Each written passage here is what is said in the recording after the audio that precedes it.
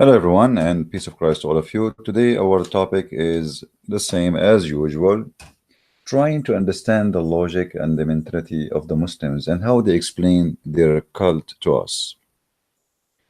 Um, and today, I'm going to read for you an article written by Muslims, and the title of the article is Four Reasons Make Us to Convert to Islam. Now, I have a link for this article in case you want to read it in details by yourself. You see, always we share so people they can get the whole image and we are not misquoting or saying something is not there. So the whole point of this, when a Muslim he make an article, the question is, what is the purpose of this article? Is it to explain something to me I don't understand? Is it to tell me something about something, let us say,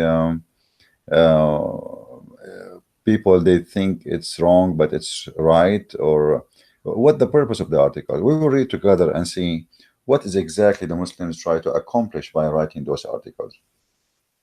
In the same time, it's very important, when anyone write about anything, to examine how truthful what this person is saying. It's very important because not everything you see in the internet is a truthful, and I think all of you are mature enough to know this already. It's not like I'm telling you a news you don't know. In the internet, everybody can say whatever he wish, and the point is how you can prove it for me. So in front of us here we have an article, as you see, and they have what it looked like a European woman, and maybe she is a convert Muslim, using her image to tempt you and make you believe Islam is good, specifically for women. Convert to Islam, always a person to achieve God's love for loving his guide to life, the Quran and the authentic teaching of the Prophet Muhammad. I'm so happy that they said that. So what Islam is the Quran and the authentic teaching of the Prophet Muhammad. But what I find it funny, it says here, converting to Islam allow the person to achieve God love by following his guide to life. I mean, I don't see Muslims achieving anything except bloodshed everywhere. In the last week, if you go right now and search in Google, how many suicide bombing happened in the name of Allah? How many school was burned in Afghanistan? By the way, the Muslims these days, in the last almost 9 months, they are targeting schools in Afghanistan and Pakistan, and the reason for that, those schools are not teaching about Allah as they accept. They are teaching, it's a Muslim school, but just because they don't teach the way they want, we burn them, we kill the students. So achieving the God way, and what they inserted the word love by following his guide. That's interesting. Soon we will show you how you can achieve God. Many articles explain how it's easy to convert to Islam. And here I have a question: why it's so easy to convert to Islam? I mean, this is a really stupid statement to say. Why so easy? And as long you just admit it's so easy to convert to Islam, why it's so hard to leave Islam? And hard here, I'm not saying hard because you don't want to leave, but Muhammad, he says, and remember the Muslim, they agreed in the same article that Islam is based in the Quran and the Hadith. In both in the Quran and the Hadith, it's speaking about the one who is apostate should be killed. Muhammad, he said, as an example,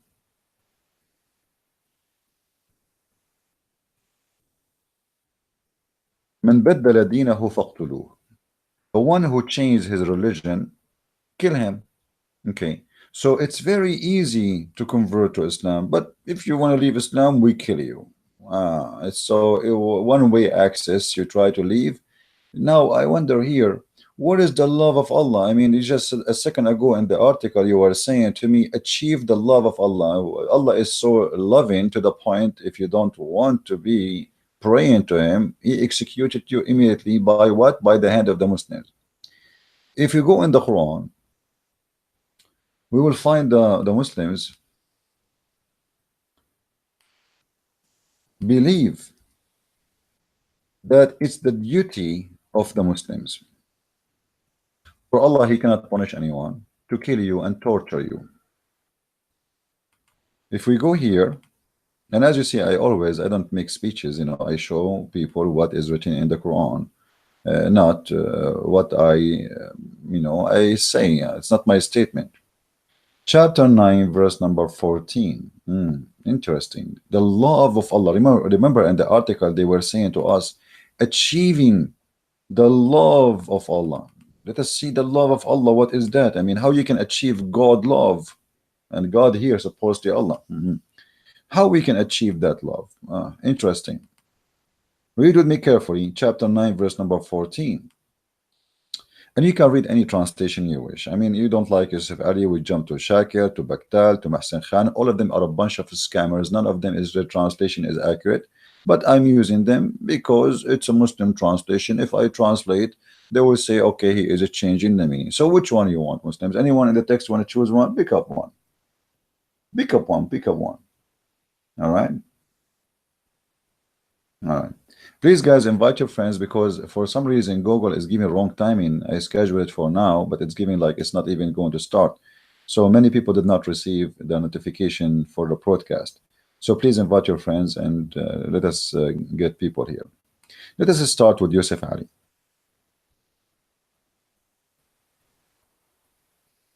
Fight them, and Allah will punish them by your hands. If. Cover them with shame. What? And that, when you fight them and kill them, that will heal the breast of the believers. I mean, do you see how much hate in the breast of the believers? To the point that hate will not be healed unless you cut the head of somebody and shed his blood. And this is supposedly achieving the love of God and the way to live peacefully. Islam means submission, brother. Submission, you submit willingly. So why you want to kill them? You see how they lie to you. Every donkey who says to you, Islam means submission, there's one of two things. Either he's trying to fool you, or he himself, he have no idea what he's talking about. Islam never meant to be submission, and the Quran is full of verses showing that Islam is about to surrender. Muhammad, he sent letters to the three kings saying, Aslim Taslam, surrender or I will kill you. Surrender, you will be safe. So, and we can show tons of verses in the Quran, and here we go in front of you. Fight them, and fight them here is, the word in Arabic is qatilu. Qatilu is not like fight them by boxing or talking. Fight, the qatilu is coming from the word kill. The word kill in Arabic, uqtul, qatala. Qatilu is an order for a group of people. If you have a three and more, you say qatilu. So qatilu those people, and Allah, he will punish them by your hands. No, Allah, why Allah? What kind of God? This God, he cannot punish us by his hand. I mean, why he need a Abdul to commit suicide bombing? Because Allah is a fake God. If Allah is a true God, he can punish any one of us, including me. I mean, what a stupid religion. Muhammad, he is trying his best to seduce you, tempt you to go and die for his sake, but he is the last one to be in the front line. If you go and read about all the wars happen, you will see Muhammad the coward is always hiding behind. When they throw rocks at Muhammad and they broke his teeth, the up ones and the down, he lost almost all his teeth. Muhammad starts screaming like a baby, Ilayya, Ilayya, come to me, help me, and he did not fight, he did not attack even the one attacking, because he's a coward. So he hide between either the legs of Aisha or the donkey he ride, and when the risk come, he run away. He put Ali, ask any Muslim, they will tell you, when the Prophet he ran from Mecca, he put his cousin Ali, who was 9 years old, in the bed and covered him so he can escape. Hold on. I mean, how cowardly this behavior is to risk. If this is true, if this is a story, is it true that Muhammad, the Arab, they want to kill him, the tribe of Quraysh, his tribe, they want to kill him, and then I ask a child to sleep in my bed and I cover him by the blanket so they will think it's me.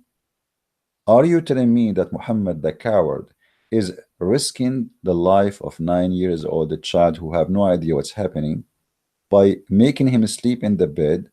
So the Arab, they will open the door in the room of Muhammad, and they will put their sword in the dark on him, and they will think this is Muhammad.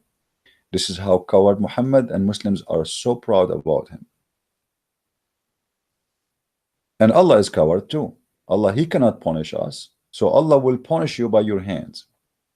This is why you see a Muslim, Abdul from ISIS, when he kill, when he do any harm to a human being, what he say? Read with me carefully.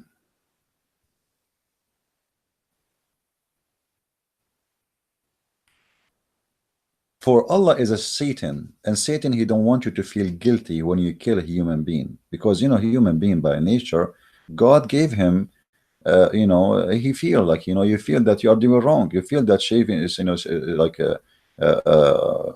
slaughtering someone, shedding blood is wrong. Even when you slaughter a chicken, you don't feel good, you know. Look what Allah in the Quran said. Supposedly the one is talking, remember Allah. This is not a Christian prince, and this is not Muhammad. This is Allah himself, the God who we want to seek his love by. We want to achieve God love. Oh, I feel like I'm crying now. Amazing. This is amazing religion, brother. Very amazing. So how we can achieve God love? فلم تقتلوهم ولكن الله قتلهم وما رميت إذ رميت ولكن الله رمى. What does that mean? This is a very dangerous, filthy statement. Look what Muhammad, he made the Muslim believe. In order to make a Muslim not to feel guilty for killing innocent people, because all the wars Islam has have nothing to do with defending themselves. You see, the Muslims, they say we defend ourselves. It's a big fat lie. Muhammad, he sent the 3 letters. He sent his own messenger to Caesar, or let us say the ruler of the Roman, saying to him, convert or else. And you can search it right now.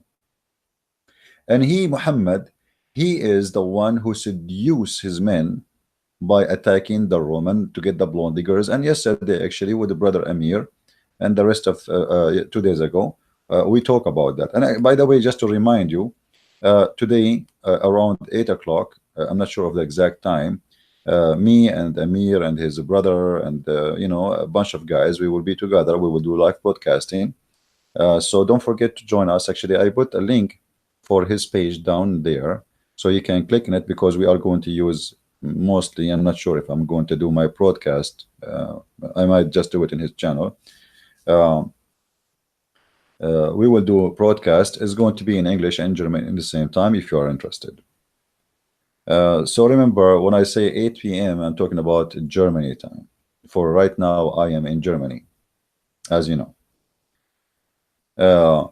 So what this verse is saying here, let us read together and see how ugly this cult is.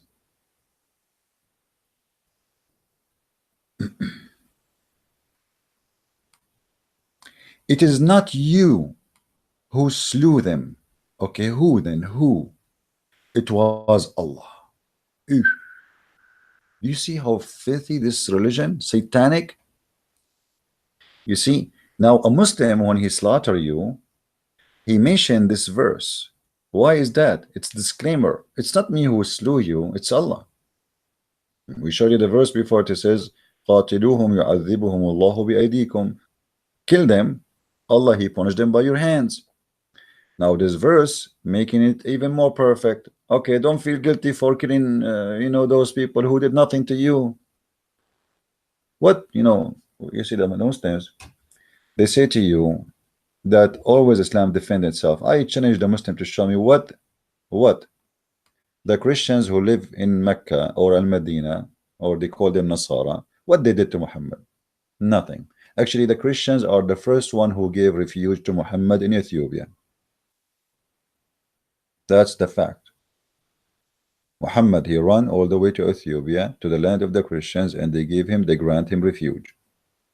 What Muhammad did in return? He killed all the Christians in the Arabian Peninsula. If we go, we will see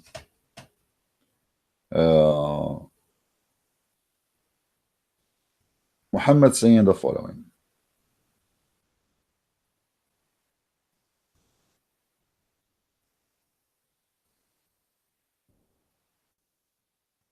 Muhammad, he said, if I am victorious, I swear by Allah, I'm going to expel all the Christians and the Jews from the Arabian Peninsula. Do you see how you achieve the love of Allah? You see, right now I am in Germany and I saw many Muslims walking in the street, and most of them, they are refugee.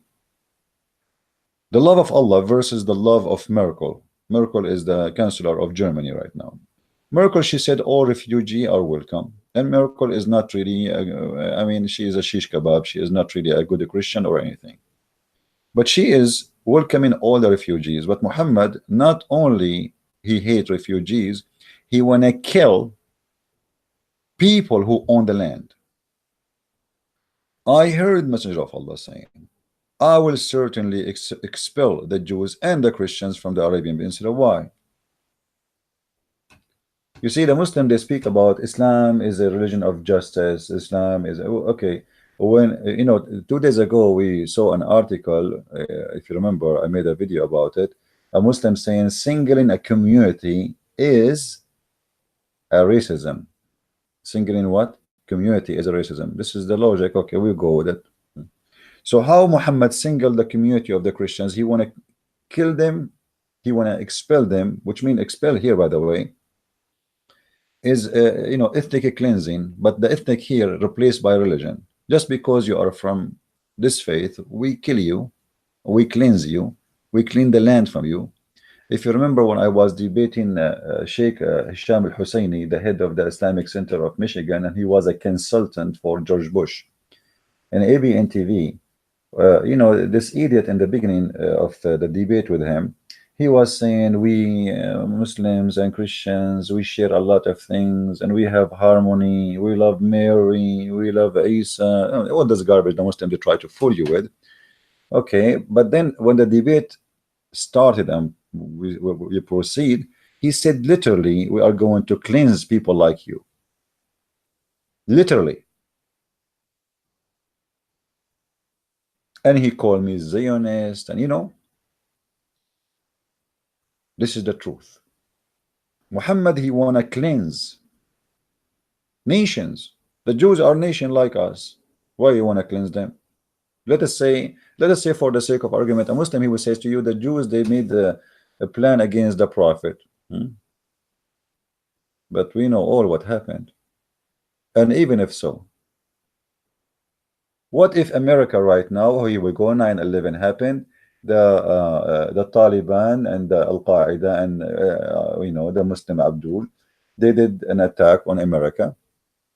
What do you think of the American? They say, okay, we have to do cleansing for the Muslims. Do you agree with it?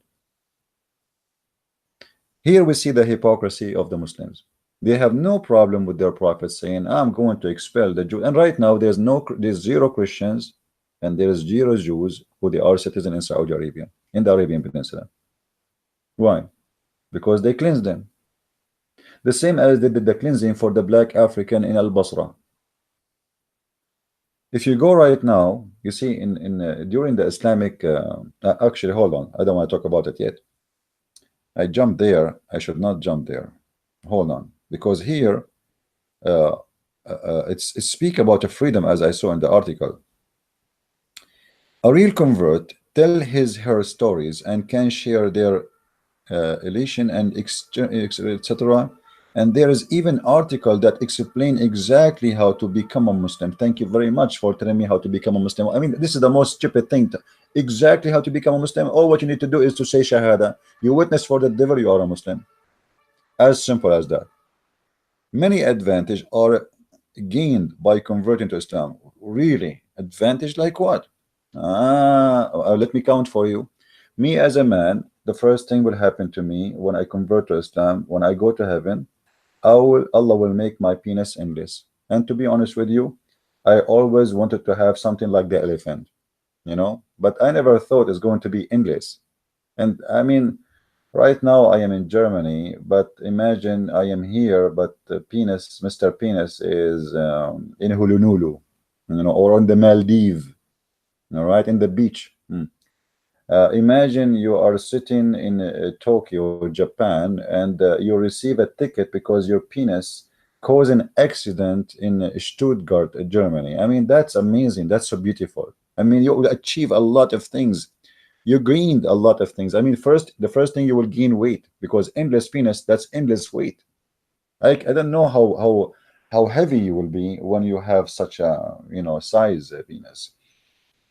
Your wife, she will be, her butt will be 1 mile, her ass, as the hadith says, مقعدها ميل من الأرض, the women, her bum will will take a size of 1 mile. Imagine your wife, she have a very beautiful butt to the point it's 1 mile. I like, amazing. I mean, all of us, we like big screen TV, and now finally we have a wife, her butt is 1 mile. I mean, who can resist that?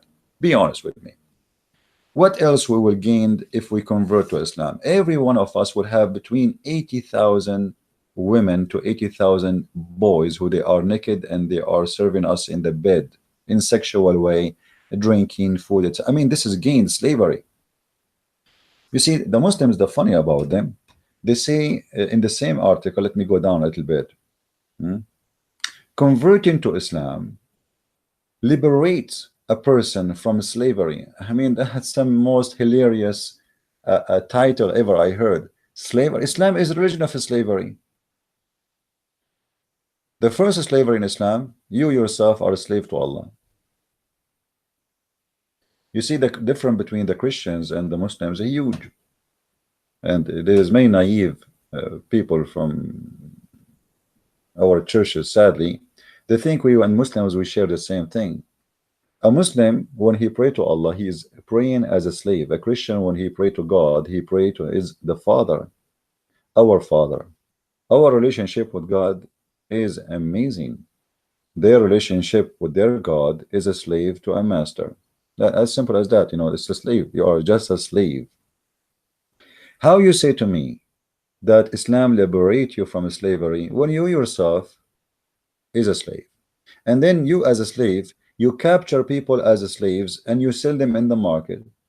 Go and read all the Islamic history, including the Quran. You will see all Quran approving slavery.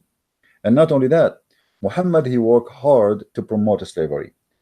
Guys, don't forget, please, to invite your friends. For some reason, we don't have many people are in the text, and the text look like it's not moving. Are we there? Are you there, guys? Wake up, please. Wake up. In order for Muhammad to promote the slavery, he have to do something.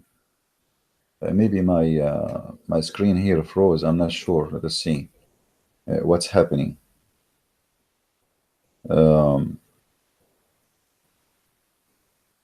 Yeah, maybe. I'm not sure really. Did my broadcast stop? No, it's not. So it doesn't make sense. For some reason, I'm trying to watch the text in my phone, but some reason it's not coming right. Let us see what's happening here. Okay. Okay, it's working, but it looked like from my side was not working. All right, thank you, guys.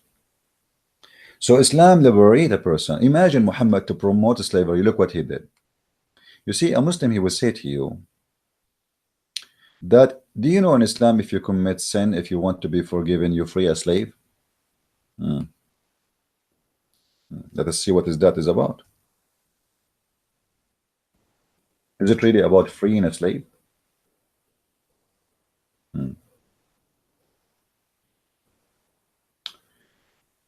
Muhammad, in order to force his religion, he come with a very simple rule.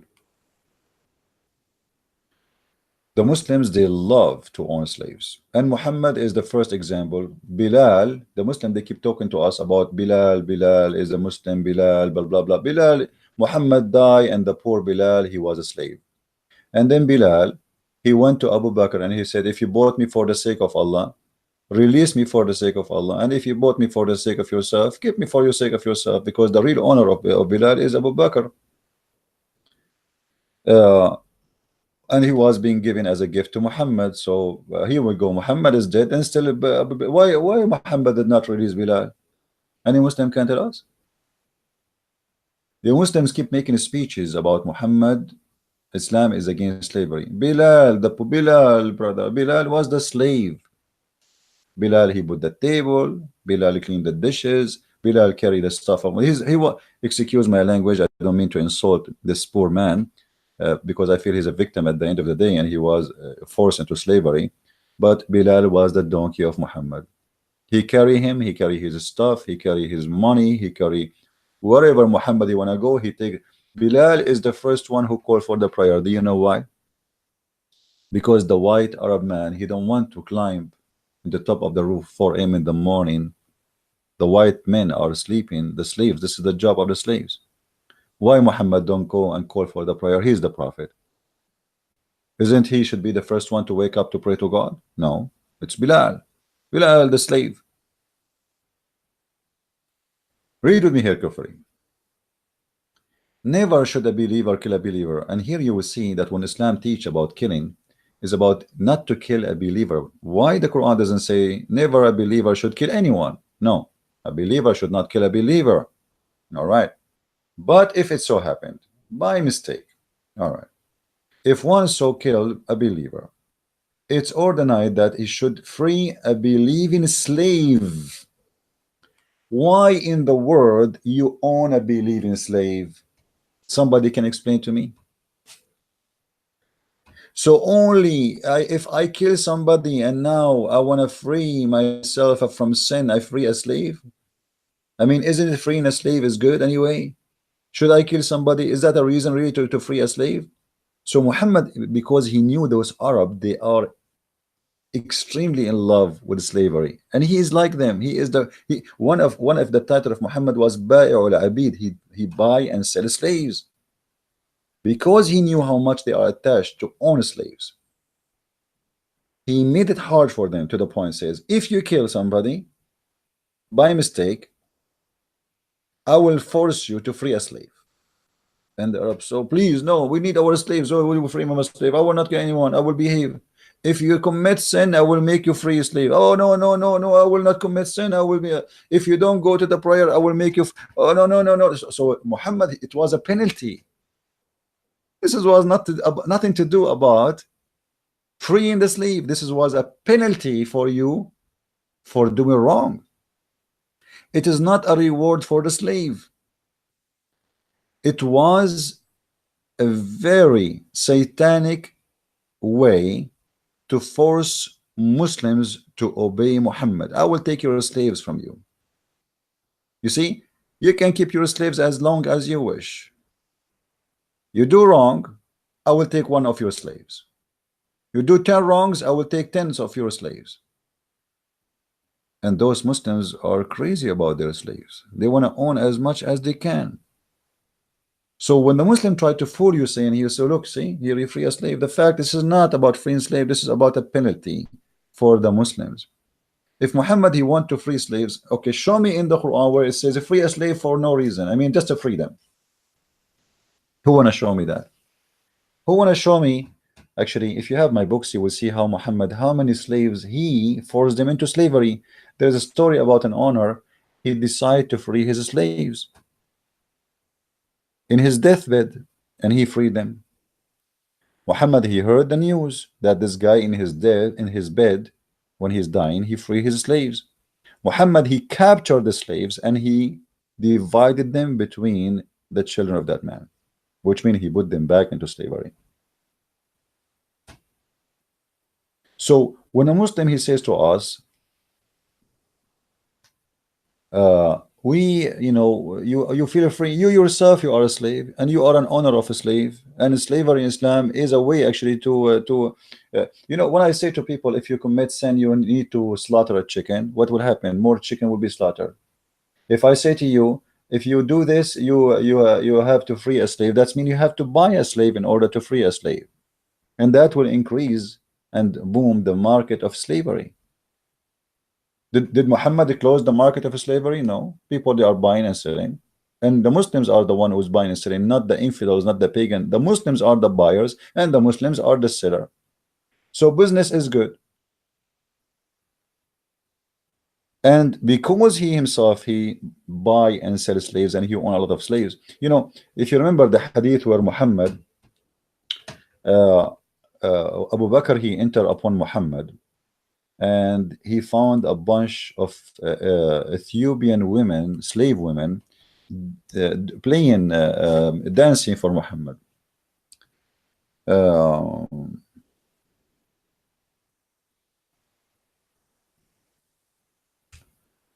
why those women are in the house of Muhammad? I mean, are they like coming from the circus, and they are performing for the Prophet? Are they visiting town? They are belly dancers, and the Prophet he hired them? No, those are slaves who they are doing entertaining for His Majesty, the faithful Muhammad. Read with me carefully, please.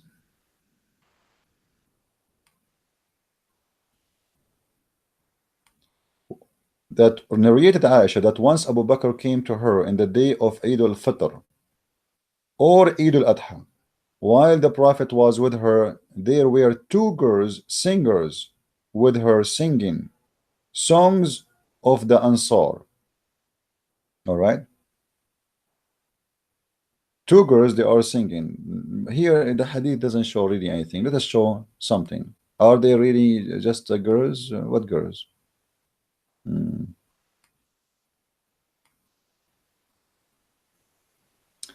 Just to show you how Muslims they lie to you. This is why I say always be careful when you read Muslims translation.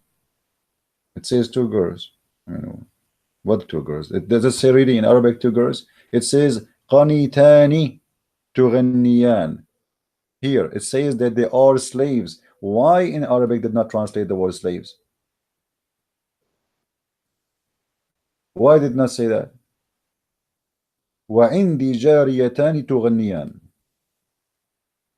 Read carefully, just to show you how Muslims they fabricate and they change the meaning from slaves. Two slaves are singing and dancing for the Prophet to two girls. وعندي جاريتان تغنيان بغناء بعاث فالضجع على الفراش, etc. If we read the translation, let's read the translation. Does it say here in this one? Because we changed the hadith. Let's see if it's going to say slaves. Look at this. There were two girls with me singing the song of Al-Bata. What? Where is the two girls? It says two slaves. Let us change different hadith, but the same story, different translation. Let us see. This is different one. Let us see if now the word slave will appear, maybe by mistake, you know. Okay, there were two girls again. I mean, two girls. Those are not two girls. Let us continue here. Here again, jariyatani tughniyan. Let us see a translation.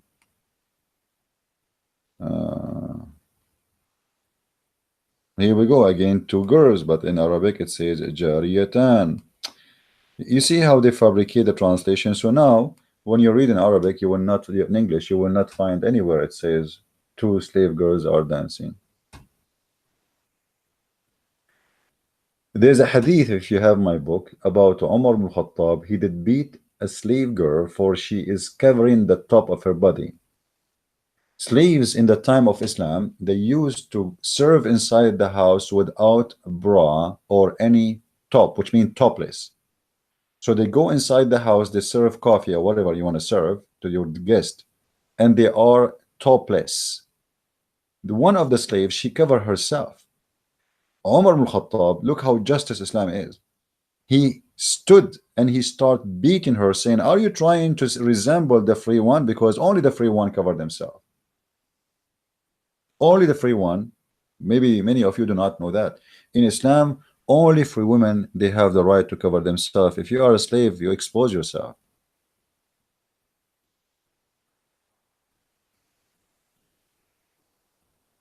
And just to show you how ugly Islam is, more and more, if we go in the Quran, when they speak about freeing yourself, you are right.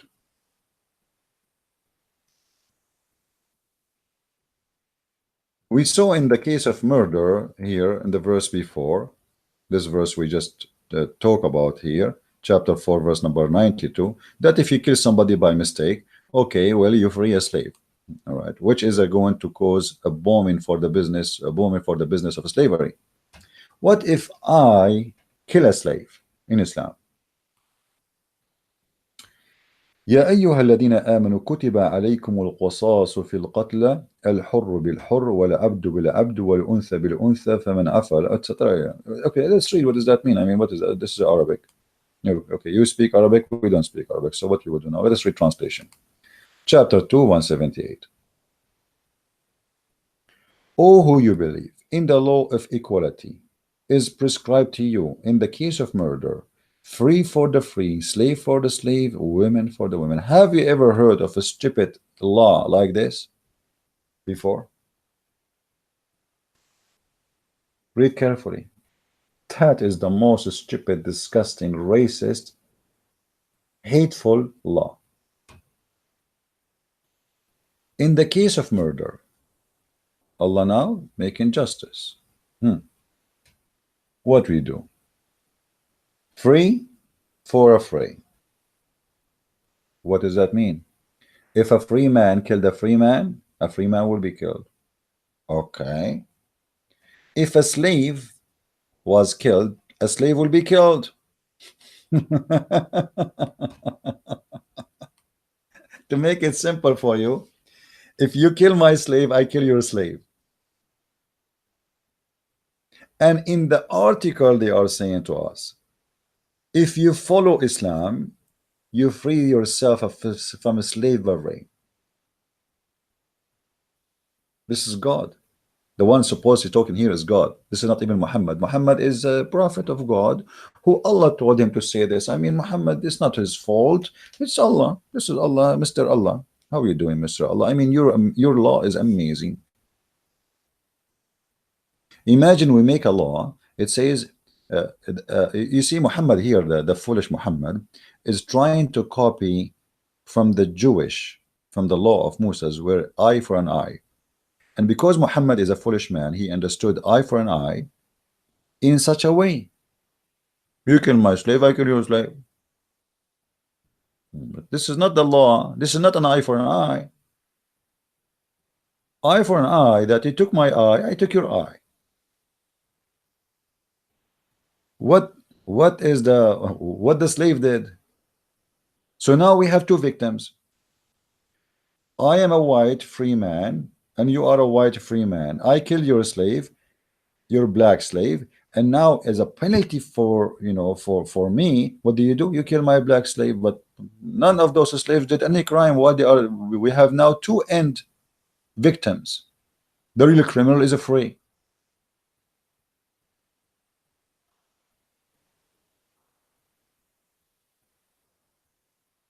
How in the world you can believe in such a stupid garbage religion? And yet they say to us that in the Quran or in Islam you free yourself. And if I go back to the article, because I don't want to miss anything, really, this is an amazing article. Islam, converting to Islam, liberate a person from slavery. I'm going to stop talking about slavery, which is literally slavery, but before I finish this, look how Islam free you from slavery, my friend. All of you remember the hadith where it says that Muslims are the best of mankind because they think they are the best race, and Islam consider Muslims as a race. And Muhammad, he said, my people will be 73 sect. My people, my nation, my ummah in Islam is a nation. If you read this hadith with me, look how Islam free you from slavery, my friend. I mean, Islam is the most beautiful religion. Unbelievable. It's the religion will free you from slavery. Muslims are the best for mankind. Okay, why they are the best of mankind? You are the best of people ever raised for the benefit of mankind. Chapter 3, verse 110. Okay, Abdul, why we are, if I'm a Muslim, why we are the best of mankind? Okay, because, read carefully. The best for mankind are those who bring them with the chains around their necks. So if the Muslims today they have the power over you, their duty to be the best of mankind. And how they can be the best of mankind? They will bring you all Chinese, Indonesian, Malaysian, Thailand, American, German, Dutch, whatever. All of you with the chains around your neck, and the purpose, they want to save you, brother. They want to save you from hellfire. Have you ever heard of filthy cult more dangerous than this? And yet in the article you are saying to us, Islam free you from slavery. You, your God, could not find a better way to make people accept him except making Muslims go on war and capture the Yazidi girls and the Christian girls and rape them even in the road and in the street. Yesterday, I was waiting for the bus here in Germany, and I saw in the news in the phone about a woman, a Yazidi woman. She came as a refugee to Germany, and when she was walking in the street, she met a member of ISIS who, before many years ago, maybe 4 years ago, he was the one who he bought her in the city of Al-Mosul. He bought her for $100, and he raped her thousands of times. Imagine, he's from ISIS and he is free in the street in Germany. And not only that, the story continue saying this man, he started harassing her, chasing her, following her wherever she go. She called the police. She told them this guy is from ISIS. He is chasing me. He is harassing me. He's threatening, he want to rape me again. He want to kidnap me again. The police did nothing to this guy. And then the girl, she decided to leave back to Iraq. This Yazidi poor girl. This is how stupid governments in Europe are. He is from ISIS. He was with them, fighting with them, killing many people, and now he is free in Germany. In the top of that, they found a real witness for his crimes. One of his victims, she said, this is the guy who bought me. He is one of ISIS, and now he is chasing me. And they knew about him, and they don't do anything. Welcome to Germany. The best for mankind are those who they bring them with the chains around their necks. Are you going to allow anyone to bring you and the chain around your neck? Over my dead body. I die free or I live free. There's no third option. There's no second option. Anyone want to force me? You see, because when somebody forces you to eat food you don't want, it's a slavery. When somebody force you to wear clothes you don't want, it's a slavery. When somebody forces you what to eat, what to drink, what to say, what not to say, it's a slavery. Slavery is not necessarily just putting a chain around the neck of somebody, even though Islam literally practice and teach that, as you see in the front of us. So how you lie to us and you say that Islam free you from slavery when all of Islam is about slavery? A woman, she is married in Islam to a man. The man, he have a right to beat her. I mean, how you see how free you are? You are free to the point you get a free beating. All of us, we knew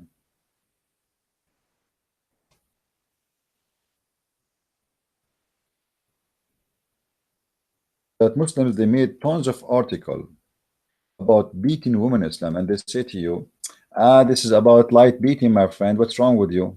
You see, first of all, this is a big fat lie, and we can prove it easy. الرجال قوامون على النساء بما فضل الله بعضهم على بعض وبما أنفقوا من أموالهم. What does that mean? Disgusting, stupid. Let me show you the slavery. You see here in the article, they posted for us a picture of a blonde European woman. Obviously, she is crazy, stupid. to convert to Islam. She have no idea what she is converting to, as the rest of them. And Islam supposedly is not European, like secular government will free you. No, no, no. You will be free in Islam to the point the second you convert to Islam, you wear hijab. You see how free you are? Now, is a hijab is a choice? Maybe in Europe, yes.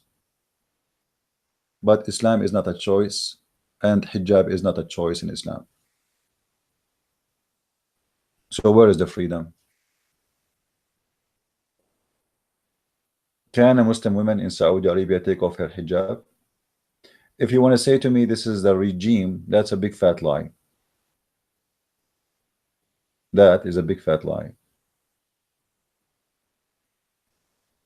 Every Muslim, you will see children, they are being forced to you know, and most of those women, by the way, who convert to Islam, they are just seeking a man in the bed, not really seeking religion or God. She dated a Hindu, she became a Hindu. Second day she dated a Buddha, she's a Buddha. The day after she is an atheist, she smokes cigarette and she take drugs. I'm not saying all atheists do that. I'm just, you know, they don't care really what is your religion. Or what they care, how to have a man in the bed, whoever he is. If he is an Egyptian, suddenly she speak Egyptian. If he is Iraqi, she is Iraqi. If he is Indian, she is Indian. If he is, they don't care. They don't have, those people, they don't really care for anything. They care only for having what they want. And they change their religion the same way they change their men. Today my husband is a Muslim, tomorrow he's a Christian. Okay, today I am a Muslim, tomorrow I'm a Christian. I remember, and I don't know if she is going to listen and hear me, there was a lady from the UK. She married a Muslim Abdul for 4 or 5 years. I forgot really how many, I think more, maybe 7 years, because she have more than 4 kids from him. They made her work in a radio station in order to convert rich people into Islam. And they use them always in the propaganda to convert you. You see, they bring you a blonde guy and they give him a salary to do dawah, like Yusuf State. Big salary. Give him free housing, big salary, free airline ticket, a free hotel, 5 stars, good life. And the purpose is to make you believe, look, even American convert to Islam, even a British convert to Islam, even, you know, they use them as a bait for the foolish fish. But none of those people knows what Islam is about. Everybody is converting for his own reason. And then when this reason disappear, the conversion disappear. This is why there was a conference. If somebody have the video, please send it to me so we can share it in the link in the info. There was a conference, I forgot, I think it was in Chicago. The title of the conference, why most of the convert leave in maximum of 3 years out of Islam, because they discover that Islam is a scam. As simple as that. Some they convert in jail, seeking protection. Like you go in jail, you have to join a group, you know, like in America there's Latino protecting Latino, black protecting black, white protecting white, Nazis protecting Nazis, KKK protecting KKK. So you have to join a group. You have to convert to one of them. As simple as that. If you don't belong to any group, okay, you know, you join Muslim, say Shahada, they will provide you protection inside jail. They gang together. They leave jail, they leave Islam.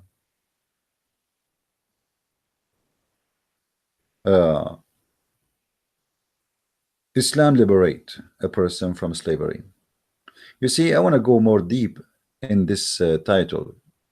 You know, when I pray to God and I have to pray to him in a certain way, certain move, certain standing, certain time, is that liberation or this is slavery? You became, the second you became a Muslim, you became like a toy programmed by a stupid software. So you wake up in a certain time, because if you are late, Allah will not accept. And you have to do certain moves. and you have to repeat a prayer is not even yours. Imagine when a Muslim he pray, he's not praying, he is just repeating what he heard, what is written in the Quran. بسم الله الرحمن الرحيم أعوذ بالله من الشيطان الرجيم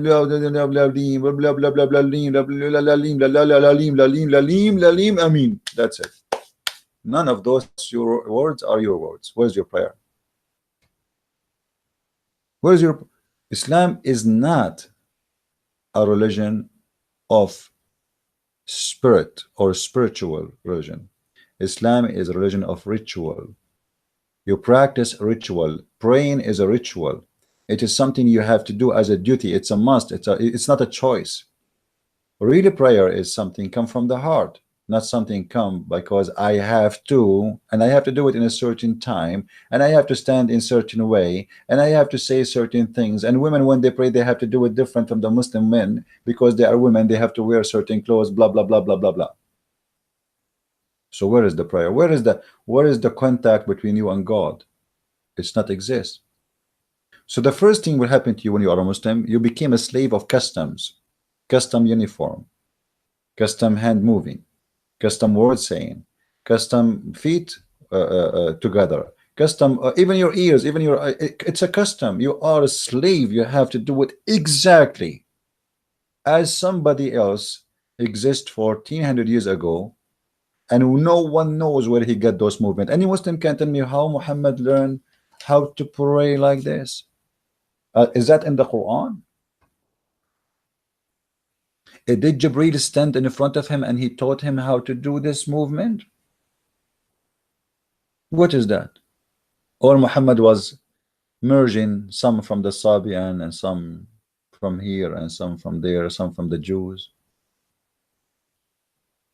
Why I need to pray to God? You know, when Jesus said, when you pray, go to your closet, which means to your private room, and pray.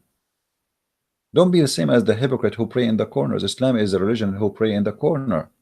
For all the point is to be hypocrite. And as long we are talking about being hypocrite, you know,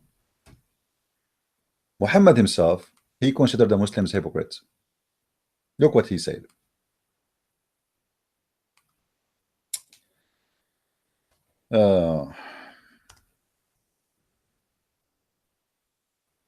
Muhammad, as we know, he threatened all the Arab around him either to be killed or they convert.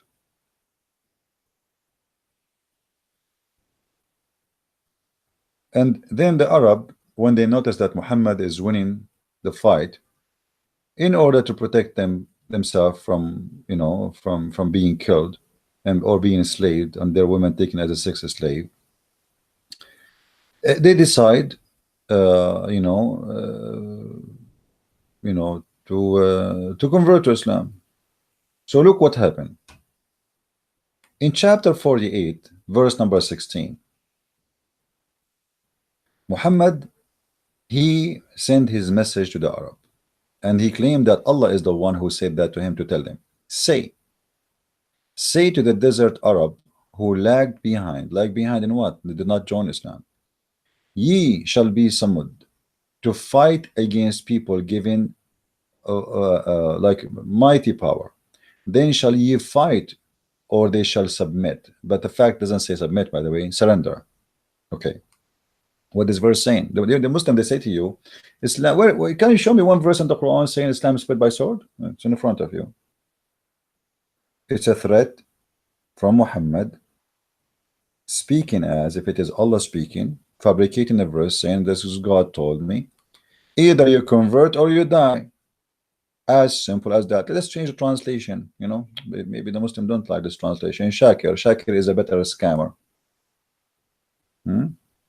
What Shakir he will say? Say to those who deliverers of the desert who were left behind, you shall soon be invited to fight against the people. Okay, you will fight against them until they submit. Okay. Then if you obey, Allah will grant you a good reward. And if you turn your back, we will punish you, we will kill you. Here in the translation, It says the word submit. Is it really submit? Let us change the translator. Eh, we try them one by one. So we try Ali, so Yusuf Ali Shakir, and now Bigtal. I'm just trying my best, to show you how the Muslim lie when they translate. Say into the people of the wandering Arabs who were left behind, you will be called against the folk of my people, etc., to fight them until they surrender. Do you see it? This is the truth. I told you that Muhammad sent 3 letters, and the letter says Aslim Taslam. Aslim Taslam. You don't believe me? I can show you the hadith right now. Aslim Taslam mean convert, surrender, or you will be killed. Surrender, you will be safe.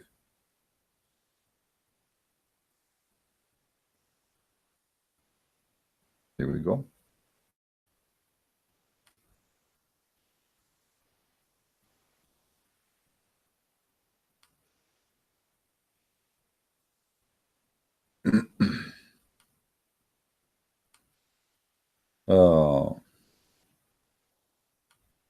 We have tons of hadith here,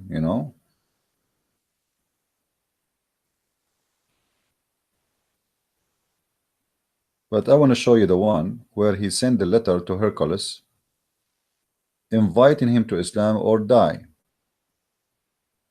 Read with me carefully. I call you to Islam. If you become a Muslim, you will be safe. Do you see it? Have you ever heard of a peaceful religion like this? Convert to Islam and you will be safe. And what Muhammad he did after that? He launched an attack on the Roman. You see, when we mention the Byzantine emperor, and he called the letter of the messenger, etc., blah blah blah blah. Okay, he said, who read it out, saying, in the name of Allah the merciful, etc. Okay, from Muhammad the slave of Allah and his messenger to the ruler of Byzantine. Okay, and then he says, I call you to Islam. If you become a Muslim, you will be safe, and Allah will double your reward. If you turn away, and then you incur the wrong actions of your subject. And what happened? Muhammad, he made a chapter. It's called chapter of At-Tawbah. Chapter 9 verse number 29 says, go and kill the Christians and the Jews until they convert to Islam or they pay the jizya. And this is exactly what this letter is about.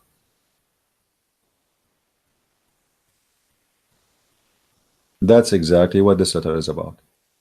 Aslam Taslam. Convert to Islam, we will not kill you. And here in the Quran is no different. Say to the Arab, surrender or you will fight.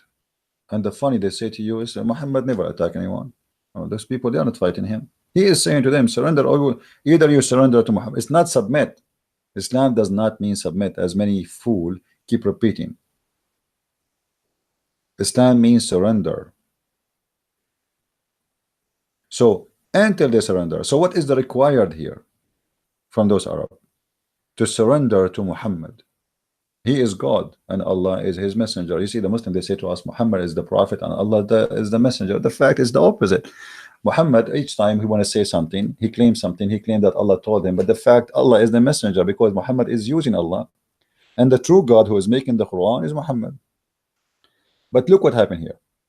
Muhammad, he threatened them, if they don't surrender and if they obey, I will reward you, which means we will give you female slaves when we attack the neighbors, the Christians, the Jews, the Roman, etc. But if you don't, we will punish you. Then those Arab, to save themselves from being killed and slaughtered and being enslaved, their women raped, they converted to Islam. But look what happened. In the chapter after that, we are reading from chapter 48, verse number 16. If we go just one chapter, this is the same Arab after they converted to Islam. Chapter 49, verse number 14. 49, remember, 49, 14, and 48, 16. So 48, 16, we read about it. Muhammad threatened, making a threat to the Arab. And 49, 14, Muhammad speaking to the Arab who he forced them to convert to Islam. And look what happened. And remember, this is Muslim translation, so Muslim don't tell me he's lying and Christian Prince is a liar. The Arab desert. Oh, okay. Now the Arab desert is the same Arab desert we were speaking about them a minute ago. Or Muhammad said to them, surrender or you die. Surrender and obey, or we will punish you by death. They say, we believe. Hold on. What the Arab now they say? We believe. So what happened now? They became Muslims. They become Muslims. You become a Muslim, you are not done yet. Muhammad is after you. Say, Allah saying to Muhammad, say, ye have no faith, but ye only say we have surrendered to the will of Allah. Remember, this is not, this is the word here translated as submitted. It's Islam. We became Muslims. Our wills to Allah. Okay, hold on. How Muslim he lied to us saying that you submit to Allah, and you use the word translation here submitted as submitted. In the same time, you are saying to me, you have no faith. You only submitted. What does that mean? It means the surrender. Because if you submit yourself, it's something you do willingly. This is what the word submit mean. But obviously those people, they are not doing it willingly because they have no faith. So how they have no faith, but yet they are Muslims? If we go in the Arabic text here, you will see the word translated as submitted is the word we become Muslims. And this is where the Muslims translation try to fool you. Qulu aslamna. You see the word aslama? Aslamna. The letter na at the end is a letter you add to make it for a group about ourselves, like us. So aslama is coming from the word Muslim, who became a Muslim. It's in the past tense. Aslamna. So we became a Muslim. They say we became a Muslim. They say we surrender. But say to them, you did not believe. Faith did not even enter your heart. Say, Allah saying to them supposedly, say we are Muslims because your faith did not enter your heart. So how you become a Muslim in Islam? It's just by saying Shahada. You see the verse in front of us saying clearly that those people faith did not enter their heart, and Allah is correcting them. Don't say that we believe. Let me go to different translation just to show you. And we are not picking up a translation. You can tell me if there's any Muslim in the text. Please tell me which translation you like. Which is your favorite one? We have all kind of hummus. We have hummus. We have shish kebab. Because if you don't like Yusuf Ali, we can give you Shakir. Let us see Shakir. What Shakir want to say to us? Let us see. Shakir is very cute. The dwellers of the desert say, we believe. So what the Arab they say? Huh? The Arab they say, we believe. Okay. Allah said to them as a response, supposedly, say, you do not believe. Okay, so now it's confirmed by Allah that those Arab don't believe. Okay, how in the world people don't believe become Muslims? Anyone can explain to me? The explanation is very easy. It is in the chapter we just showed you before, at chapter 49, where Muhammad he said to them, convert or I will kill you, convert or die. So the Arab, they protect themselves. They decided, okay, we'll protect our family from being killed, slaughtered, taken as a slave, burning our houses, our tents, etc. When we say you are a prophet, and we pay him the zakat, give him some money, leave her alone. Say, you do not believe, but say, we submitted, here again submitted, but the fact is surrender. We submitted, and faith has not yet entered into your heart. How in the world those people became Muslims and faith never entered their heart?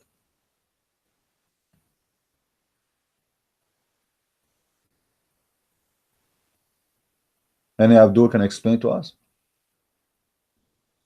So everything they say to us about, you convert to Islam, you became a free, liberated. What liberated? Those people, they are forced into Islam. How I am liberated, and your prophet says the one who leave the religion, kill him. I'm liberated from what exactly?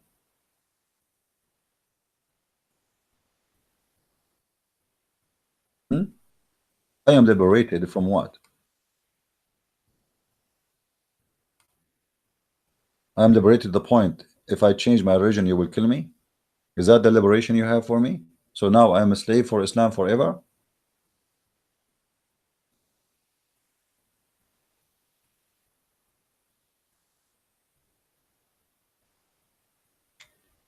You are liberated, my friend.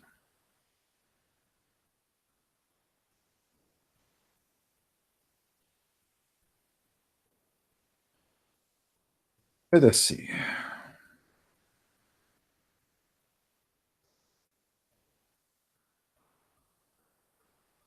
Let's show you some more stuff.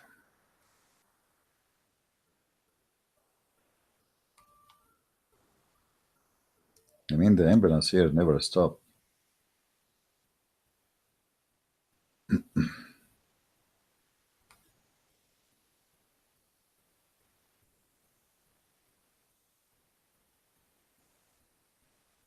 You know, I'm just trying to show you some verses.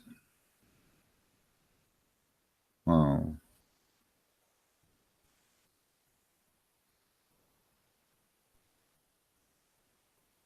Actually, if I want to talk about this topic, it's going to take me maybe a year, because all those verses, it can be used to show you how stupid this cult is.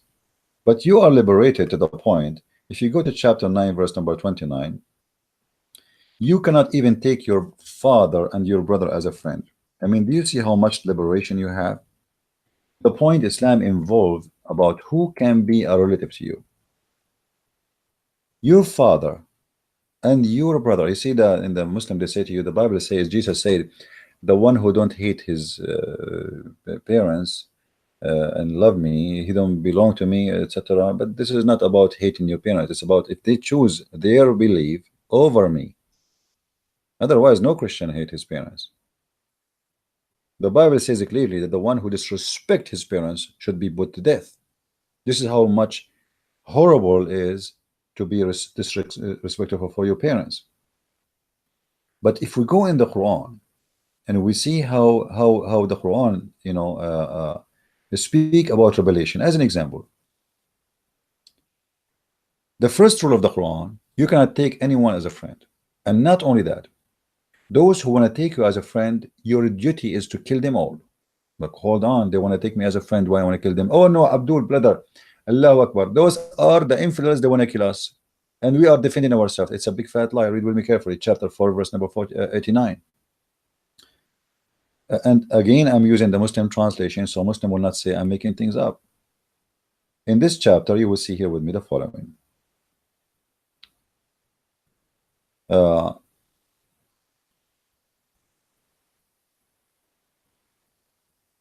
They but wish that you should reject the faith as they do, and thus be some footing as they, but take not threads from their ranks until they flee in the way of Allah. So now Muhammad is saying, don't take them as a friend until they become Muslims. Okay. You see, what is the problem if I am a Christian and I became a friend to a Muslim? I mean, does it hurt Christianity? Isn't it me as a Christian, I should be a messenger for everybody, good to everybody? Why we cannot be friends? If I cannot take you as a friend, it's mean we have to be enemies. Why you forbid me from being a friend to them? Somebody, obviously, those people, he's not a bad person. He want to be a friend. You see here, they lie to us. They say, oh, we are, you know, we cannot take you as a friend because you are fighting us. Who's fighting you? They want to, how somebody want to take you as a friend, he want to fight you? Is there, it's they are saying in your book, don't take them as a friend. And there is no way this is speaking about someone he's an enemy or he's in a war with you, because it's not even logical to think about taking someone as a friend he's in a war with you.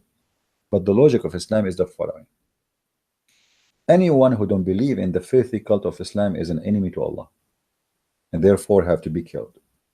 This is why if we go to chapter 9 verse number 29, it says clearly that you have a duty as a Muslim to kill everybody. And this is why he forced those Arab to convert to Islam, and now they say, okay, we surrender, to Islam, but yet they are not Muslims. And how they surrender to Islam? Because he forced them. Have you ever heard of somebody join a religion but he don't believe in it? You know, he is not born in it. You see, there's many Christians that are Christians by name. They don't, you know, really believe in Christianity. They are born from a Christian family, but for me, they aren't Christian. For me, if you are born from a Christian family, it doesn't make you Christian. That's garbage. We don't believe in that. A Christian person is a person who believes in Jesus, regardless who is his parents. His parents are Muslims, Hindu, Buddhas, it doesn't matter. You have to be reborn again with the Messiah, which means you accept the Messiah willingly and by choice, and nobody with a sword in your neck, and nobody force you, and not by birth you inherit religion. That is stupid, and this is not right. Here we'll find that those Arab, they've been forced into slavery of Islam. It is not a choice. Faith never entered their heart, but yet they say we believe. We are, we believe. Okay, how you believe? How in the world you believe?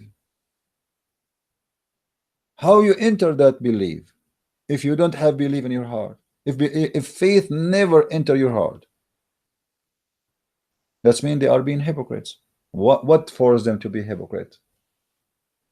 They want to stay alive. They have a criminal come in with his gangs. They slaughter everybody who don't agree with Muhammad. Believe or die.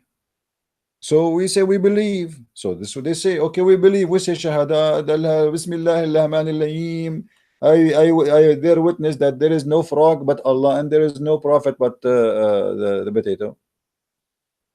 And now you said Shahada, you become a Muslim. But yet you are not a believer. That's weird. Yeah, because they've been forced to.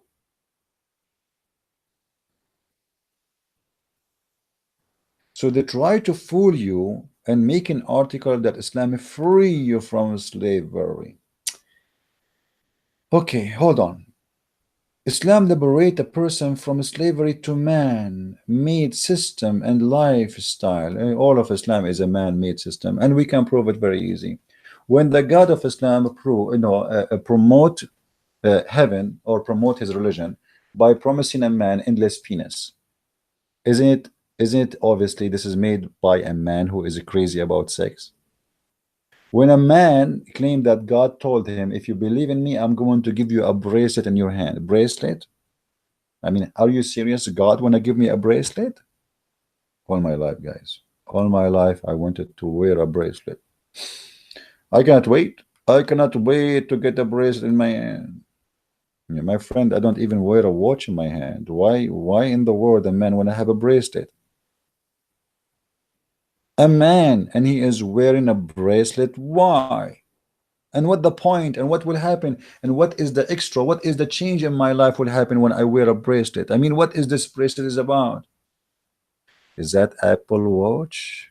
No, it's a bracelet made from gold. Gold? What is the value of gold in heaven? How stupid this promise is. Bracelet made from gold? But who care for gold? I don't even care for gold here. Why I want to care for gold in heaven? Read carefully with me. Chapter 18, verse number 31. So beautiful. Sometime when I read those verses, I feel I want to cry. By the way, I cry for two reasons always. When I cut onion and when I read the Quran. Yeah. Brother, this verse will touch your heart, and many of you will convert to Islam immediately. If we ask Zakir Naik, guys, sorry, I'm not reading the text. The chat is in my phone, and it's really my phone is so small. I don't know what happened to it. It used to be bigger. I don't know. I think this is technology. So look, for them will be gardens. Okay, the first thing, okay, we will give you a garden of eternity. Beneath them, rivers will flow. Okay. They will be adorned therein with the bracelet of gold. Wow.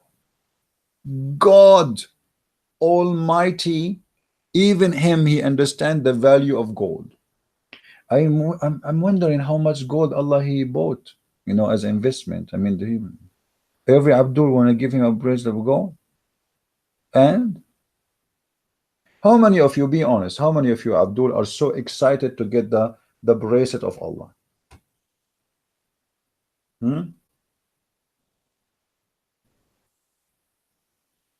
God? You can get a bracelet of gold for $50. I mean, what a big deal. What gold? What this is God promising me. And look, Allah, he go in details, man. He go in details. He now describe for you where you will sit, where you will live, what the bracelet you will wear, it's made from what, and then he continues says, and they will wear a garment, green garment made of istabrak. Istabrak, you see here they translate for you fine silk. That in fact it doesn't say that. Uh, in the Arabic it says istabraqa. Istabraqa is the same as Gucci in our time, equal to Gucci in the time of Muhammad. Istabrak is an Iranian fabric, Persian fabric, you know, only very rich people they can afford it, and that is made from silk. Now, silk these days is very cheap. I mean, it's not really expensive. You can get silk, especially if you go to Iran. It's not really expensive. If you want to buy it from a Gucci store, it's going to be very expensive for sure because you are buying for the brand. But God, he is going to buy from Iran a brand. It's called Istabrak. And the Muslim, they say to you, who can make Quran like Allah? I want to ask Allah, he could not make silk better than the Iranian? Guys, do you know what I'm saying? Why in the world? And at that time, the Iranian, they wear kuffar. Okay, why you want to buy istabrak from them? But Muhammad, he is fabricating Quran, and he knew that this name is very famous to be the most fine, beautiful silk. So Allah himself is using the brand, it's called istabrak in the Quran, using a Persian word, a Persian fabric, a Persian made, a Persian kuffar, putting it in the Quran.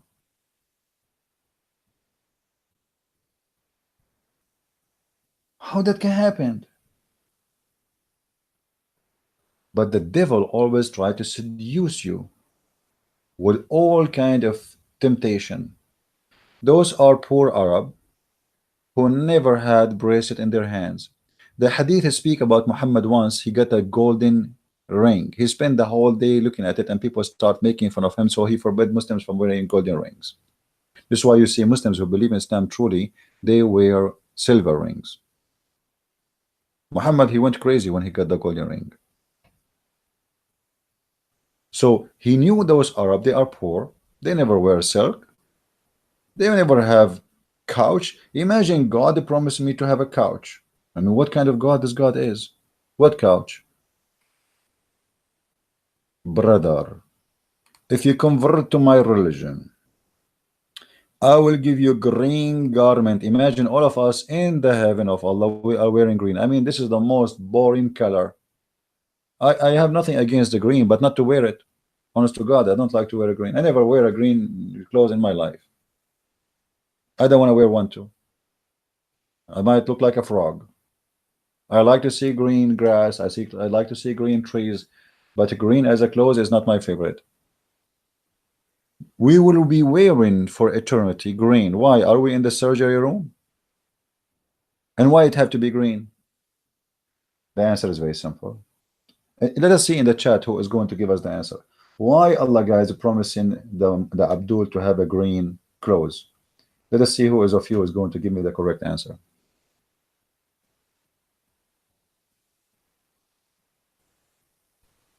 Anyone knows? Anyone knows what the behind of the word green? Why it's green?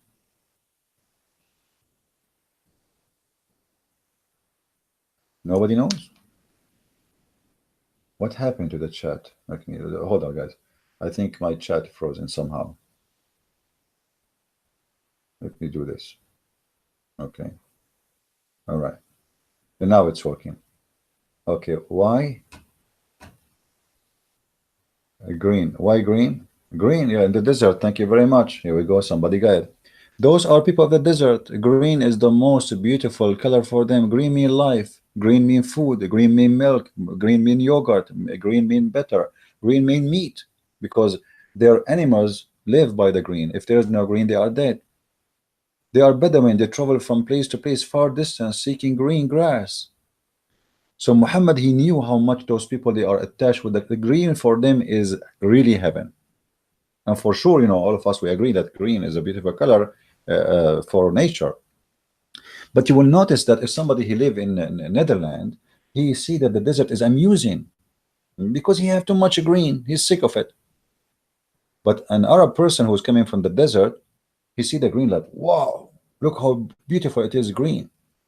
So everybody, he miss something. He think he want to have it. The one who don't live in the beach, he want to go and take a vacation in the beach. But the one who live in the beach, his dream is to go to the mountain. And the one who live in the mountain, he want to go to the valley, and etc. Human being, he always seek what he don't have. So Muhammad, he knew that those are desert people. They have a great desire for the green color. So here we go. You are going to wear silk.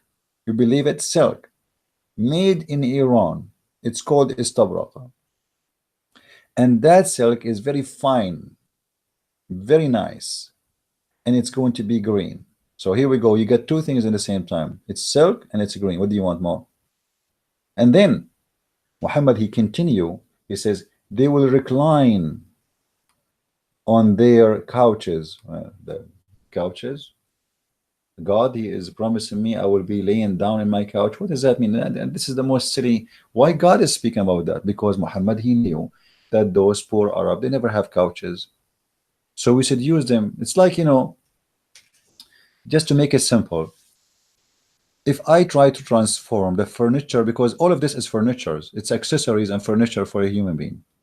If I try to transform those furniture today, update, Muhammad, if he's existing over today, he will say, I will give you iPhone X and 75 screen TV, and I will give you a big refrigerator. I mean, this is how it is. This is how silly it is.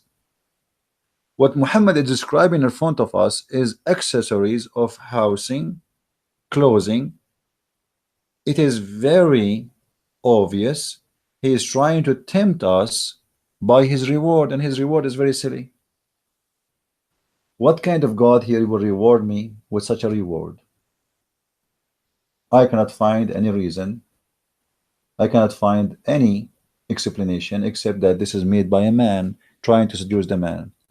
And because the man trying to seduce the man, then he promised them a lot of sexual promises.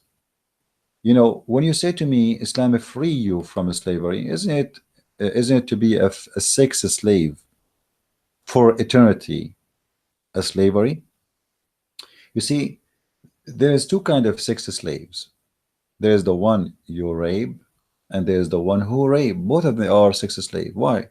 Because in Islam, when you are a Muslim, you are promised supposedly by Allah to have, depend in your ranks in Islam, because the heaven of Islam have 100 floor. 100 floor, every floor have different ranks and different reward. Every floor have a reward. So, like if you go in the hadith, let's see the hadith. Hold on.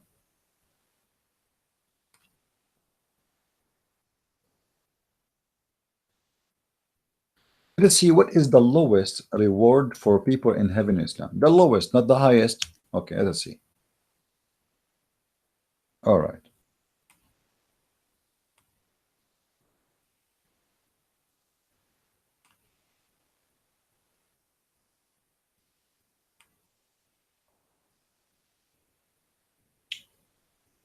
I'm trying to find you some hadith. Okay.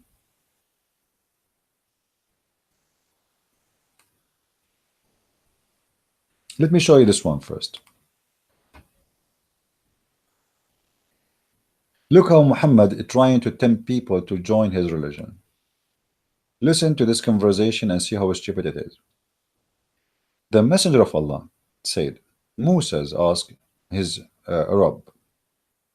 Muhammad here, he is using Moses to tell you, I'm not the one is saying that, it's Moses. Who amongst the inhabitants of Jannah will be the lowest in rank? And here we need to ask ourselves, why there is ranks in heaven? I mean, what ranks?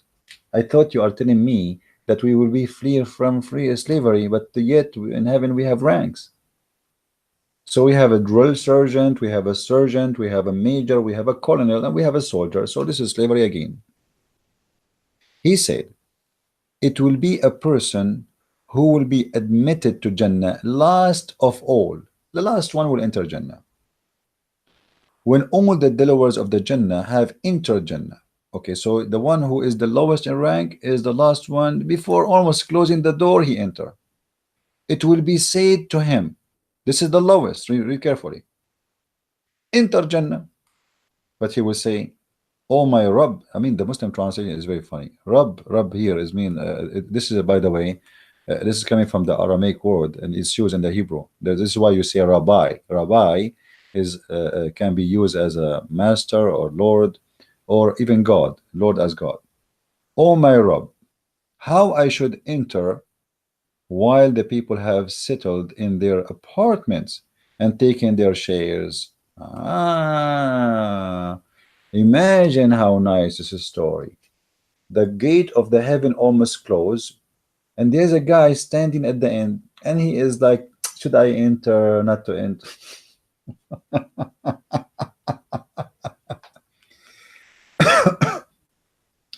And they said to him, enter, man, enter heaven. And then he's saying, how am I going to enter if you gave everybody took his apartments? Where are you going to stay? Huh? Everybody took his shares, his apartment, his places, his houses, his grocery. Where I'm going to go? So they will say to him, it will be said to him, which means Allah will say to him, you will be satisfied and pleased if you have a kingdom like that of the march of the world. He will say, I will be happy. My Rabb, Allah will say, even imagine Allah himself is talking here, for you that. So here the first promise, he will give you richness of a king in the earth. Allah said to him, are you satisfied now? It's like a bazaar. He will say, yeah, okay, I think I will be satisfied. Then he says to him, and like that, and like that, and like that, which means like 4 times, and like that, okay? He will say that 5th time, so you will be more rich than any king in the earth 5 times. And here I need to ask a question. I mean, what rich mean? I mean, this is the most stupid, disgusting religion ever. What, I will be rich more than 5 kings? And what I would do with the money there? I mean, who is the stupid here? I will be rich more than 5. What I will do? I will buy a Ferrari there.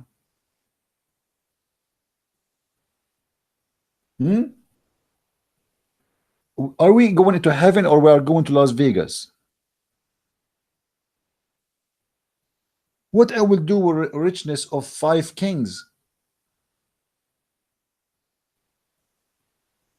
That's stupid.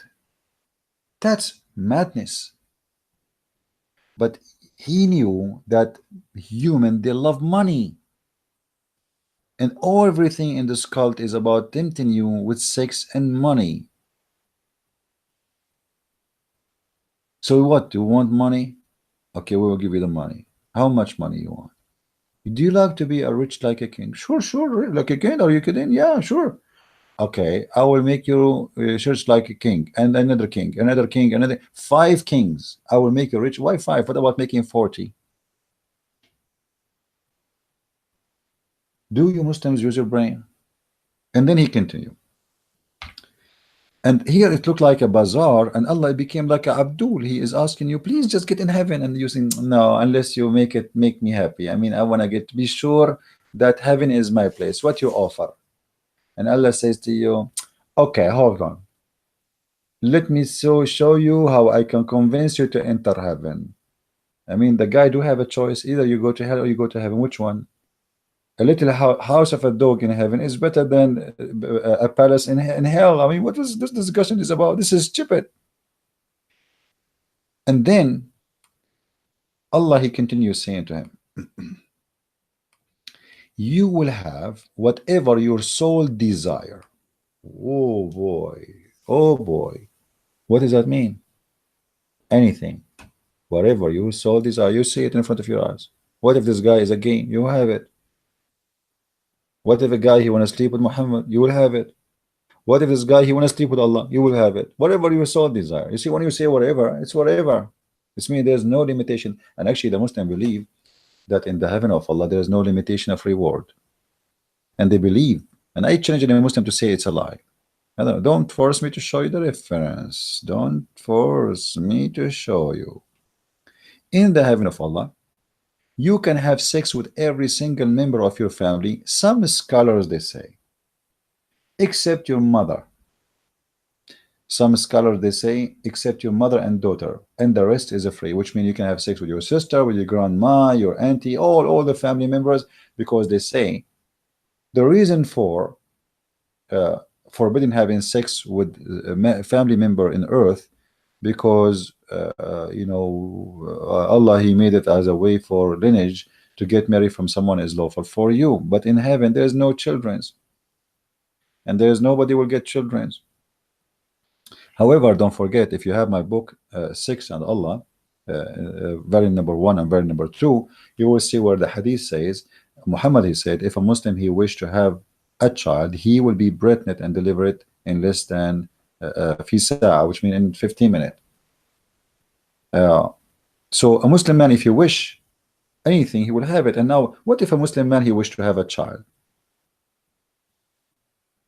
That will be a contradiction for the Quran, because you will not have a children's. There is no children's. But here it says, if you wish, whatever you wish. And the second God he promised that whatever you wish, you have to grant me my wish. It doesn't matter what it is. And whatever your eyes could delight, whatever my eyes could delight, he will say, I am well pleased, O Allah. Musa said, who will be the highest rank in Jannah? So now he knew now what is the lowest rank. The lowest rank, he will be rich as 5 kings. You grant you whatever you wish. And then we have a higher rank. Okay, what is the higher rank? Look at this. Allah said, they are those whom I choose, and I establish their honor with my own hand. I attest with my seal that they would be pleased with such a bounty as no eye has seen, and no ear has heard, and no human mind has perceived. I mean, look how stupid this promise. You just said here, I will grant the lowest one whatever he wish. What if he wished to have the reward of the highest rank?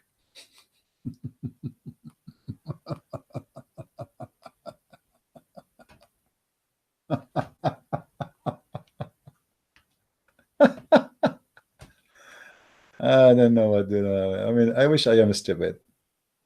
Literally, I wish I am stupid, because sometimes stupid, it's fun. I mean, you see things, they don't make me upset, and you are happy all the time. I mean, what if those guys, you just say to them, I grant you whatever you wish, and now you are saying there is a higher reward.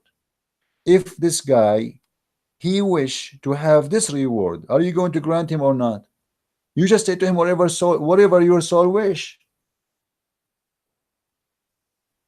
I mean, it's good to be a donkey. It's good to be a donkey, and it's better if you are a mule.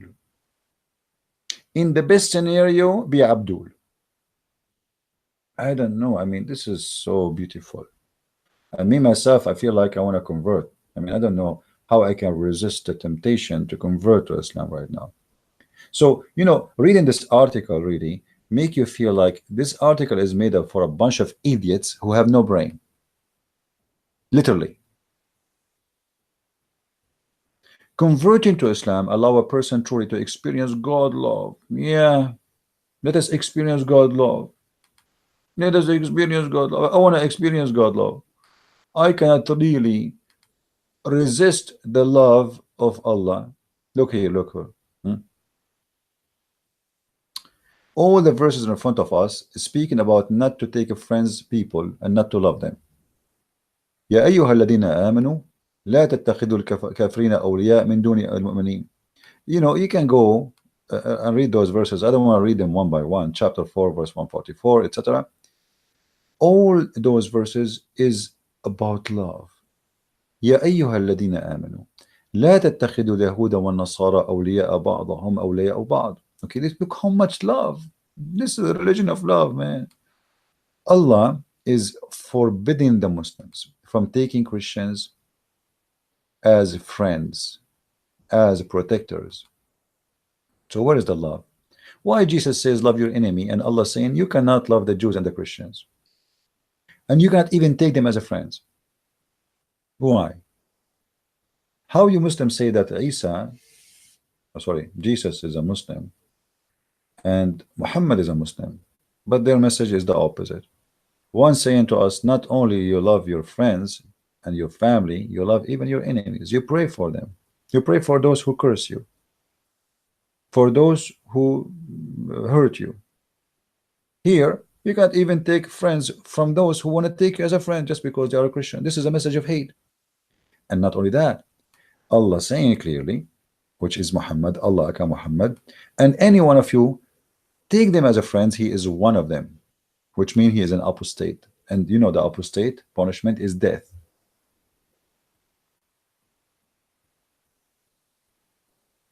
That's crazy. I forgot, sorry. Here, when we were trying to read about the reward of the heaven, we did not go to the to other hadith. I don't know. I think I'm getting old. I'm already 17. All right. Let's see this one. There's many hadith here.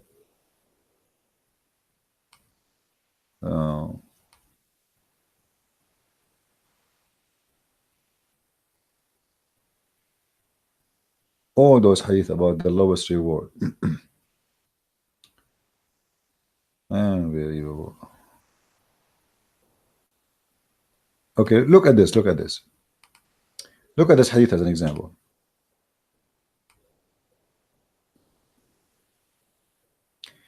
The Messenger of Allah said, indeed, the least of the people in paradise in rank is the one who shall look at his garden, his wives, his bounties, his servants, his beds, and in the distance of 1,000 years.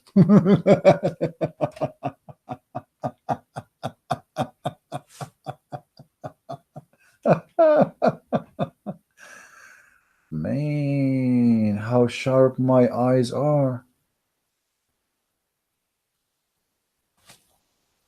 And how big my bedroom. My bedroom will be filled with beds and women in a distance of 1,000 years. So a question, Prophet of Allah, how long is going to take me to walk in my room if my eyes can go to the distance of 1,000 years? How far it going to take me? How long is going to take me to cross my room, to go from the first bed to the last bed? Unbelievable. I love it.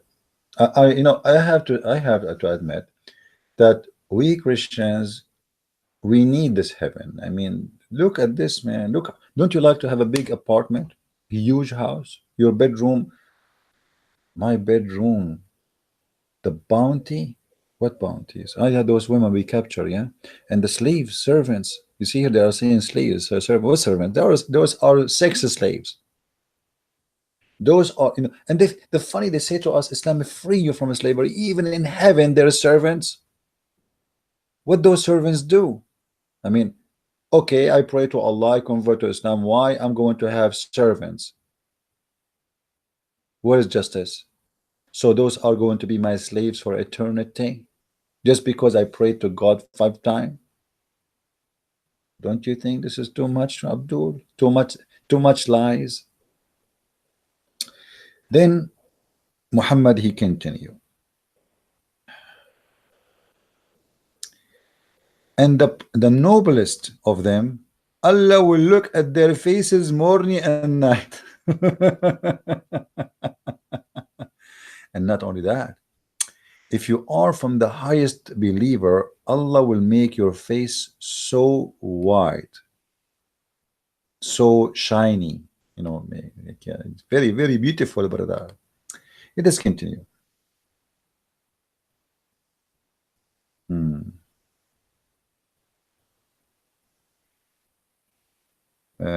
This one is funny, but I'm trying to find different hadith.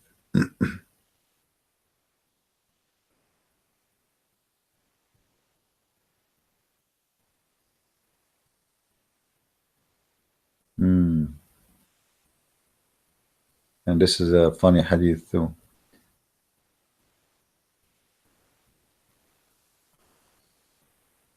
I don't know, like there's a hadith about the 80,000. I for some reason is not showing.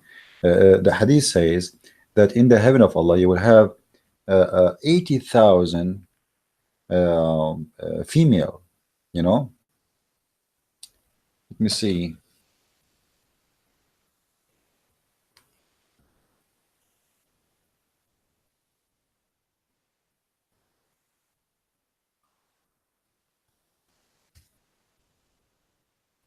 Maybe this one. Oh, here we go. Look at this amazing hadith.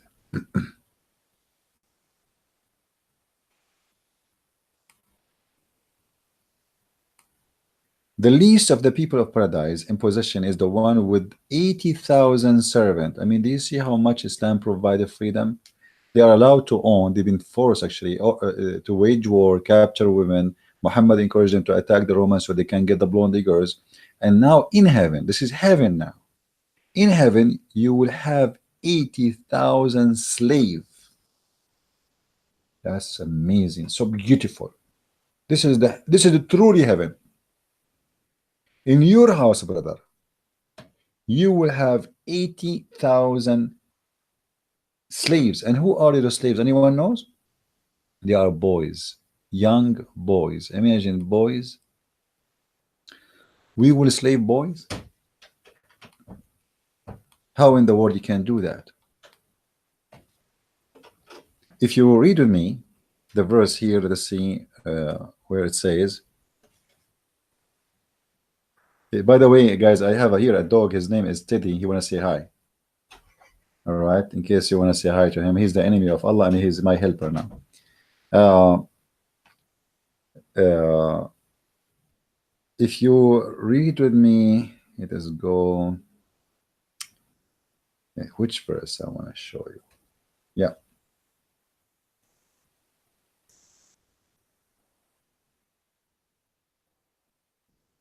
ويطوف عليهم غلمان لهم كأنهم لؤلؤ مكنون. Chapter 52, verse 24.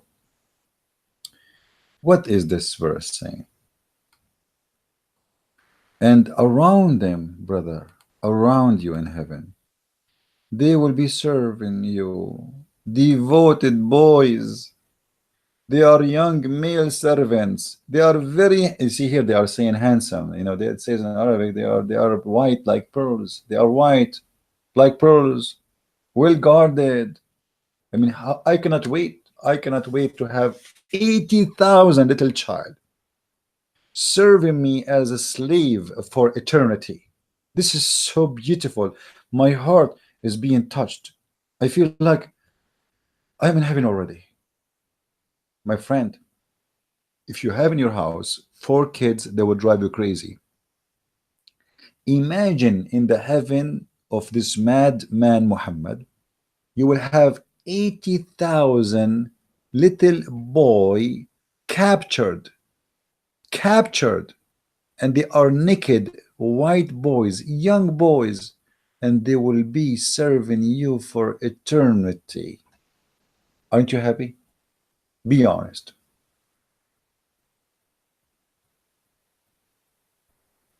Be honest.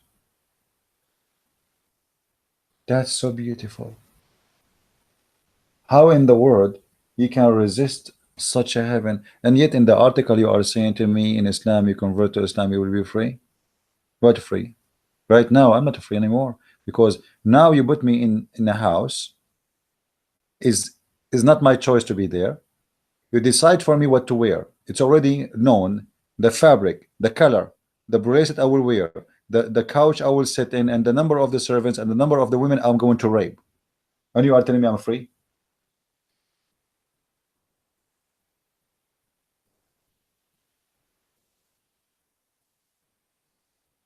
Where is the freedom? Where's the freedom? Even the fabric I will wear is green. Can I have a choice? Even the food you will eat in the heaven of Allah is not your choice. If we go in the Quran, just to give you an example, you know,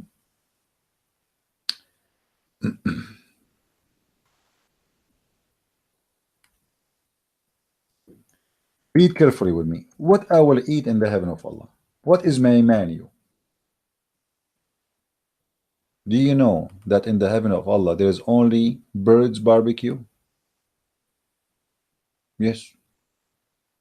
لحم طير مما يشتهون. Let us see here.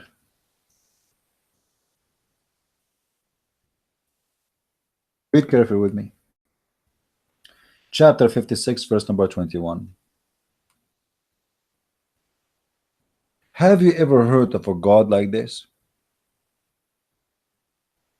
In this chapter here, actually, it's very funny. I mean, it's really. Here it says, and you will eat from the meat of birds that they may desire. So your menu only birds. It doesn't say chicken. It doesn't say we don't know what birds. Your menu, the meat in the menu is only birds. Where is the freedom? Now we are in heaven, yet I'm going to eat for eternity only bird's meat, chicken. Now I'm in heaven, but I'm going to wear a bracelet Allah He chose for me. Now I'm in heaven, I'm going to wear a green silk clothes for eternity, as if I'm a prisoner, or I am in a mad hospital, where everybody wear a uniform and you have no choice to take it off. Especially in the heaven of Islam, you don't even change the uniform, because according to the Quran, the clothes in the heaven, they will never be ruined, and they will never get dirty, and they will never have wrinkles. So I enter heaven, I wear the green silk fabric for eternity.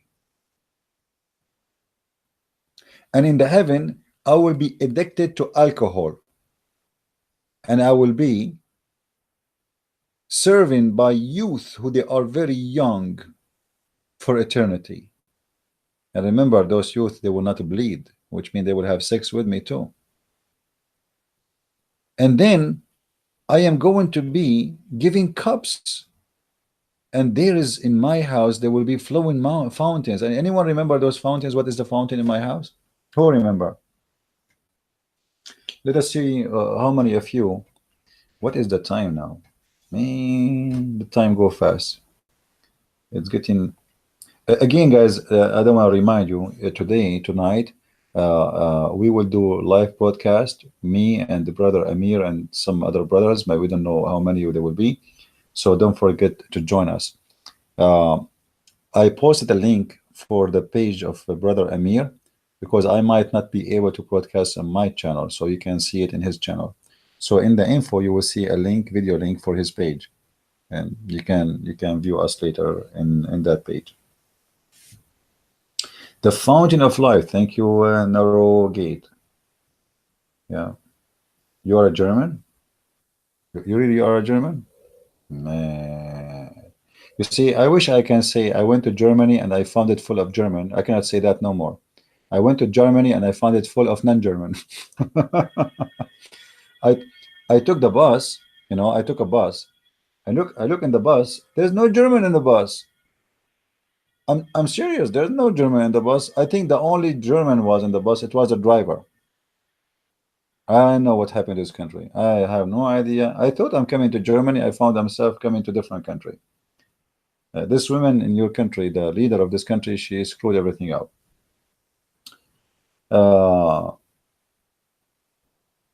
Actually, I recorded the video yesterday while I was walking in one of the cities here, you know, around me. I will post it later in YouTube. Now, going back to the fountains. You remember before we spoke about the fountain of youth. You remember that story of the Prophet Al-Khadr? Prophet Al-Khadr, Al-Khadr mean green. Al-Khadr mean green. And why he was called Al-Khadr, according to Muslims and according to Islam, not to me. because he drank from the fountain of youth, the fountain of youth. And since he drank from the fountain of youth, which you can see an example of it in the movie. It's called the Pirate of the Caribbean. I don't know which part. The fountain of youth, by the way, is old in many mythology, in many religions, in history, and today is still exists as a story. To the point we see it in movies. All kind of fiction movies, you will find always story of fountain of youth. Actually, let me see if I can find the hadith for you.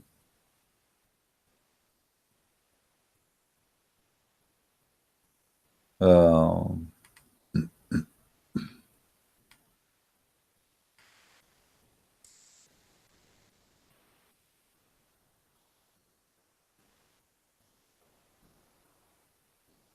let us see.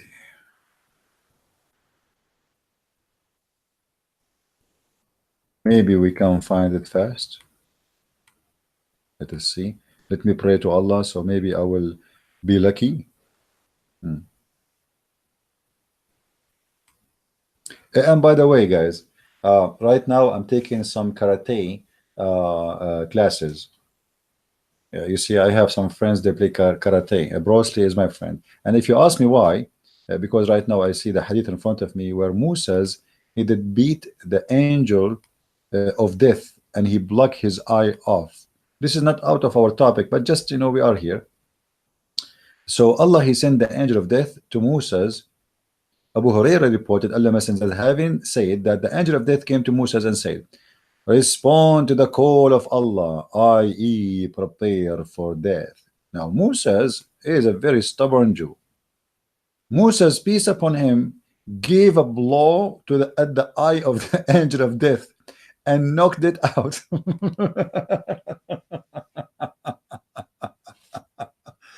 Unbelievable. If this is a true story, guys, must be a true story. I mean, it happened all the time, especially if you are a Jew. I mean, imagine you are a Jew, and not only a Jew, you are Musas. Do you know how many belt Musas have in the art of fighting? He graduated from the Kung Fu school. He graduated from Master Ching Chong Chi in China, and he very well known. Actually, even movies they hire Musas, because after he did beat the angel who have 600 wings and he blocked his eyes out.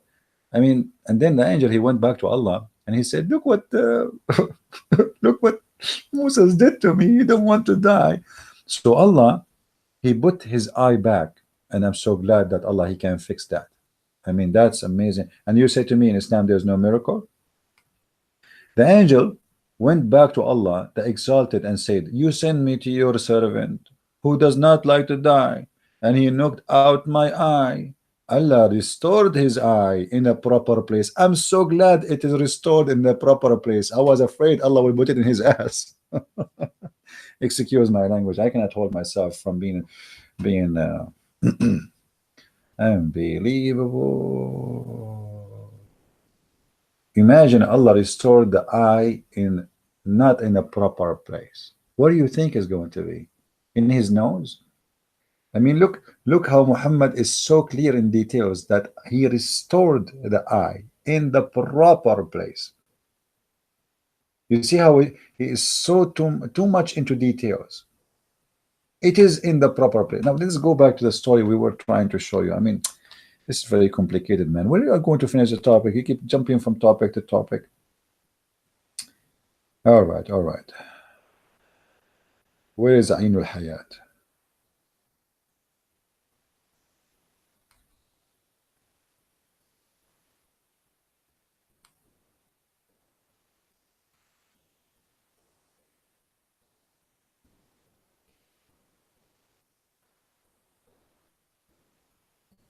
I'm trying to find.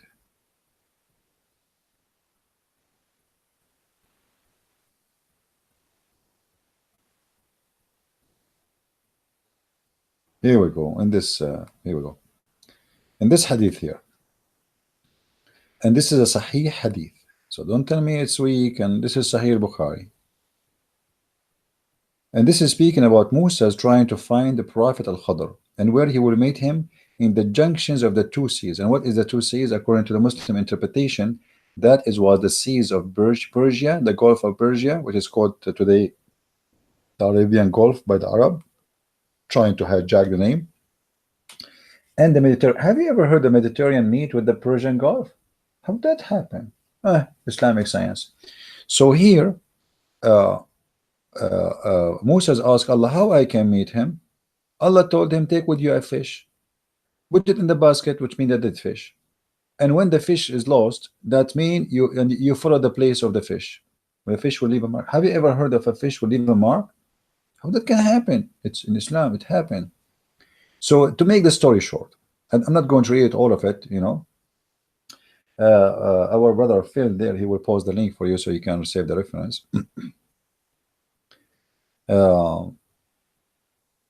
When Moses arrived to a spring called Ainul Hayat. Ainul Hayat means the spring of life. The one you call it in the movies, the youth. You stay always alive, you stay always youth. So the fish touched the water, as you see here, and none come in it and touch its water but became alive. Do you see it? This is a true story. This is not from the Caribbean movie. No, this is the one. And who is the one telling the story, guys? Show respect, please. Please show respect. The one who is telling this story, and this is the proof that this story must be true, is the Prophet Muhammad, peace upon him. And this is why, and this is the clear evidence that this story is absolutely true. Okay.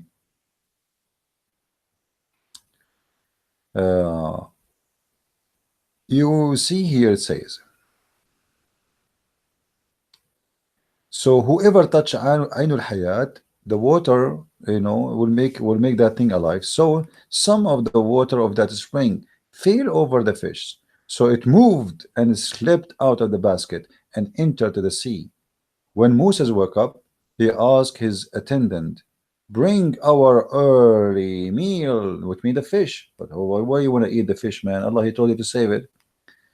The narrator said, Musa did not suffer a fatigue because after he had passed the place that he had ordered to observe, his attendant Yeshua ibn Nun said, and here even the funnies in the stories are funny, because for those who do not know, the word Nun is a word meaning fish or a whale, you know. So Yeshua ibn Nun, his name Yeshua, the son of a fish. Do you remember what happened when etc. Anyway, so the story here, the purpose for me to mention this story, that everything we see written by Muslims is nothing but a fiction, the same as the religion. There's two sides of fiction in Islam. Fiction written in their articles speaking about things is not even exist in the religion, pretending that Islam is bringing salvation, Islam giving you freedom. What a freedom if the Islam teach the man he can beat the wife? What a freedom if the man can have 4 wives? What a freedom if the man he can divorce his wife by a text message? What if a freedom if you are a person who been ordered even what to eat, what not to eat?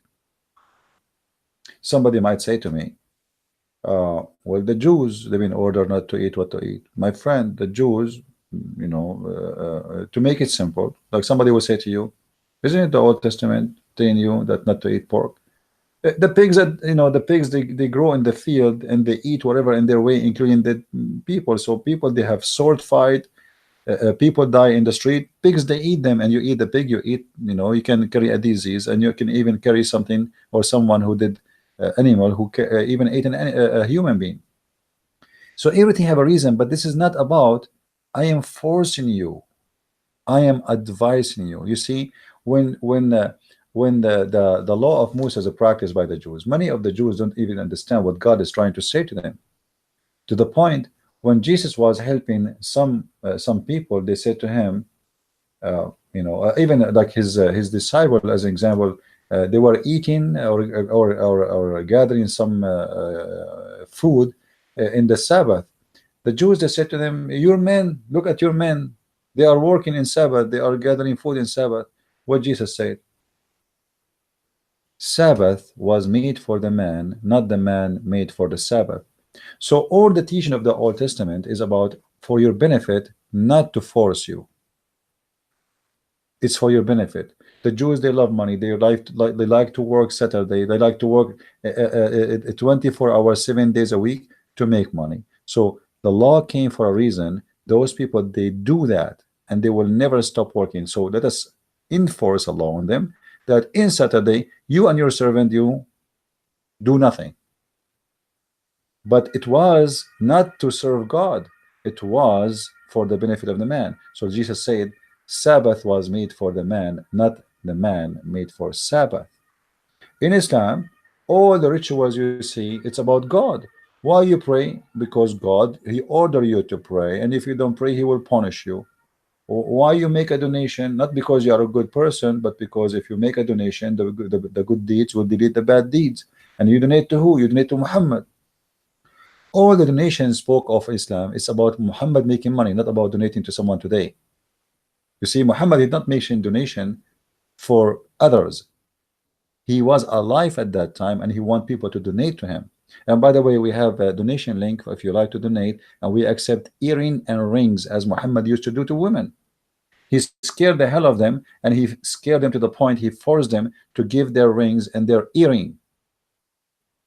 If you remember, and we mentioned this hadith not just last week, I think, like we do not need to repeat it again and again. So in this cult, I never saw people who make false articles promoting false ideas is not even exist, not even close in the religion. Look here with me. God makes his desire perfectly clear. However, human being have a free will to please or displease God. What a big fat lie. What a big fat lie. Isn't it Muhammad being ordered to kill all mankind until they convert to Islam? To kill, not only to fight, because fight here is about fighting by the sword, and sword kill, not fighting by words or debates. Look how they lie to you. Read with me.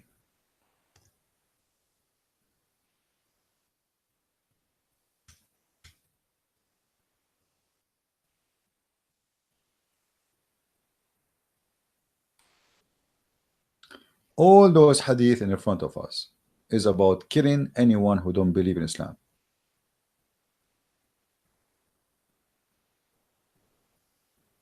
Oh, and the condition is not only to convert to Islam. Read carefully with me, please. It's not enough even to convert to Islam not to be killed, because you might convert to Islam and still be killed. Because, read with me carefully, free will? Are you kidding me? What a big fat liars you are, the one who made this article, trying to deceive those naive Western, African, Asian people. Allah Messenger said, and the one is talking here is Allah Messenger, not a Christian prince. And this is Sahih al-Bukhari. This is a true, authentic hadith said by Muhammad, and the reference in the front of your eyes. Read it please with me. Allah Messenger said, I have been ordered to fight the people, all people, all, not the limit. Till what? Till they stop fighting me? No. Stop attacking me? No. Until they have peace? No. Till they say. Till they say. So what is the condition to stop fighting the people? Is the following. Number one, you say what? You say the Shahada. And then you say, after they say so, they have to pray like we pray. It's not enough. We are not done yet. Now you say Shahada. This is the first step. The second step is you have to pray as we pray. Otherwise, I will kill you still. And not only that, even if you pray, you have to pray facing our Qibla, which means direction of the Qibla. And not only that, facing the Qibla is not enough still not to slaughter you. You have to slaughter as we slaughter, which means slaughter meat and food as we eat. And then, and only then, their blood and the property will be secured. From who? From us. So how you say to me, a free will, and you are free, and whoa, what is that, man? Do Muslims have a shame when they make those articles? You see, when Muslims write those articles, I don't know who you are, the one is listening. Many of you, they listen to me always, and many of you are in you. Muslims don't respect you, and the proof is in front of your eyes. Article is full of lies. They think you are a fool. They think by an article they can fool you and make you believe in such a garbage. Which one we will believe? What Muhammad said or what an article said? They lie to us. They say Islam always attack those who attack us. Read carefully with me. I've been ordered to attack, to kill all mankind until they do the following and the following and the following. And if they do that, even after they do all of this, if they break any of my conditions, I will kill them. Look what it says.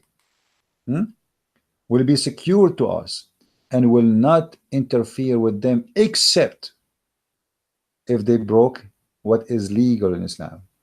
So even if you convert and you pray and etc., if you do something not what is legal, you leave Islam. You don't pray like them. You don't stutter like them. If you break any of those, you will kill you. This is why some stupid Western, like Muhammad James White, if you know him, the stupid Muhammad James White, who claimed to be a Christian priest or minister, he keeps saying that ISIS is not Islam, but this is Muhammad. Is Muhammad ISIS? Muhammad saying, if you don't pray to the Kaaba, we kill you. If you don't pray, we kill you. If you don't slaughter like we slaughter, we kill you. If you don't pay zakat, we kill you. So what do you mean ISIS is not Islam? In order to say ISIS is not Islam, you have to say Muhammad is not Islam too. And ISIS, they practice exactly as Muhammad said. Read with me here. This is different hadith, different reference, and it is authentic too. All right, read carefully. It's the same story. The messenger of Allah have been ordered to fight the people until they testify that there is none to worship but Allah, and Muhammad is the messenger of Allah, to say shahada, and until they establish the salah and pay the zakat. You have to pay him money too. It's not enough. Actually, there's a war. It's called the war of apostate. You can go and search it right now. Abu Bakr, he waged a war because people, they refuse to pay zakat. It's about money. By refusing to pay zakat, you are considered to be an apostate. As simple as that. Your blood is free. And Abu Bakr, he said, I swear by Allah, I'm going to wage war on them even if the zakat was a price of a goat, little goat. They have to pay me. Because Islam is only about money and sex and power. So if they do that, if they have that, then they will gain the protection from me for their lives and their property. Muhammad is a demon. Muhammad is a gang. Muhammad is the mafia. You see those mafia movies where they come to a store, they say, we give you protection, pay us. This is the jizya. Actually, the mafia business was learned by the people of Malta and the Italian because of the Islamic invasion to Europe. When the Arab was kicked out, the criminals took over and they practiced what the Arab used to do. The Arab, they used to collect the jizya. They force you to pay them as a protection. So we kick the Arab out, the Muslims out, and then we get, and the mafia criminals taking over the business because they learn from the Muslims how to do this gang business. And this is Muhammad, the gang leader. And yet in the article they say to us, you are afraid to believe or not to believe. I don't know if I want to continue talking. It's going to take me 2 days to finish this topic, but I think we made the point, and the point is so clear that this cult is a very disgusting, and deception is a way of life in Islam. I never saw anyone believe in any religion, regardless if it's a cult or not. lie as someone as he believe in Islam. They have no shame to lie. Please download my videos and share them with your friends. This video, maybe it's long, yes, it's long, but the purpose of having long, so we can cover as many we can. And still, really, we did not cover much. As you see, like we are here, what, for more than 3 hours, 4 hours, I'm not sure. So still, we did not cover much. This is a very evil cult, and I need your help, guys. Please help me, help yourself, help your children's by spreading the truth. I don't want, I know, like, I appreciate people who help. They tell people about my books or they make donations. That is a help I really appreciate. But there's bigger help, is to help yourself. And how to help yourself? By saving your society from this cult. The Muslims are targeting your children to convert them, targeting your society to convert them to Islam. And any society will turn into Islam is going to turn into an evil person like Muhammad. Do you want really to have a society believe in this garbage in front of you on the screen? That we have to fight everybody until they practice this and this and this. And if they practice that, even if they break any of those, like if they don't pray, we kill them. If they don't pay zakah, we kill them. If they don't, do you want that? So don't wait until it's too late. They are spending hundreds of millions of dollars to deceive people and to spread Islam in your countries. And what we do here is a priceless. And sadly, very few people support what we do. However, the Lord is our supporter in everything we do, and He always make us meet the good ones. During my trip here, I met really an amazing people, and there's many more they want to see me, but sadly I cannot see everybody because some people, they are scattered all over and far away. But it's really amazing how much you receive. Like the place I am in right now, I'm a guest in a house. They were so happy to have me. Very, I'm not going to describe how beautiful the people I met. They are really beautiful. Yesterday we went out. I mean, those people, they are great. They are, I cannot explain. I can't explain really how happy they are even to sit with me. So I'm blessed by having you, all of you. And really, I have a family, and my family is bigger than you can imagine. And that is the family of the Messiah, the Christ, the family of love. Wherever you go, those people, they provide you with love, for all the love is coming from one. His name is the Messiah, the Lord, the Savior. He is the one we need, not someone like Muhammad, want to force people to believe and to eat and to drink the way he wants, to slaughter as he slaughter, to pray as he wants you to pray. This is not from God.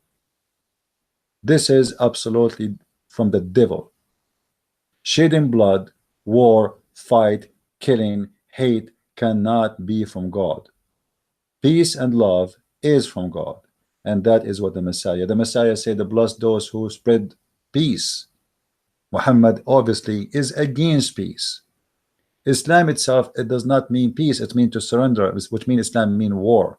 And then yet they lie to us, they say Islam means peace. This is how much deception we have in our society. And again, nobody dare to say the king is naked. But I am Christian Prince. I say Muhammad today is naked, and we expose him. And he is very evil, and we will not stop exposing him until we are sure, or me, I am sure, that there's nothing more I can do. I will do this until the last second of my life. And nothing will stop me, not even death, because even after death, my books will stay, my videos will stay, is going to stay, and nobody can stop us. The knowledge we share is going to stay, and people, they will live with it and they will deliver it from generation to generation. But this is need a teamwork. Let us, all of us, get the blessing of the Lord. If you teach somebody about Islam and you save him from this cult, you get a blessing from the Lord. One day you will stand in the front of him and he will ask you what you did. What you will say? You will say, I was just eating shish kebab and making money and have a family. That's not enough, my friend. You have to save.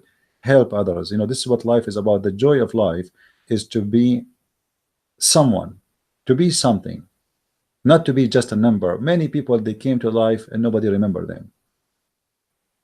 There's two ways to be remembered, either to be evil or to be good. And good is not about being good for yourself, it's about being good to others. This is why you see the Messiah, he never speaking about being good to yourself as much he's speaking about being good even to your enemy. That is the message of the Messiah. For God is good, you better be good. God is good, for he have the nature of good. When somebody says to Jesus, you are good, the Messiah said, why you call me good? Only God is good. The Muslim, they got it wrong. They say, oh, he's saying he is not God. The fact he is saying, why? How you know me? I'm good. The Messiah, he said many times, I am the good shepherd. I am the Alpha. I am the Omega. I am the beginning. I am the end. The Muslim, they say to you, why Jesus is God? It doesn't make sense. How Jesus can be God, but he is, or Son of God, and he is being crucified? If this is a reason, then you should believe in Jesus as God before us, because according to the Quran, Jesus was not crucified. This is how hypocrite their logic, and this is how false it is. So then let the fool you. You're smarter. God gave you a brain, use it. I am here just to help you, but not to think for you. Think with me. Use your brain. I'm sure many of you even smarter, a lot smarter than me. And you can do better. With this, I want to say thank you. May the Lord bless you all. And remember to be with us around 8 o'clock today, p.m. If I could not do live like broadcast in my channel, then click at the link under this video where you will see a link for the page of Brother Amir, where I'm going to broadcast from his page then, if I could not do it in my computer.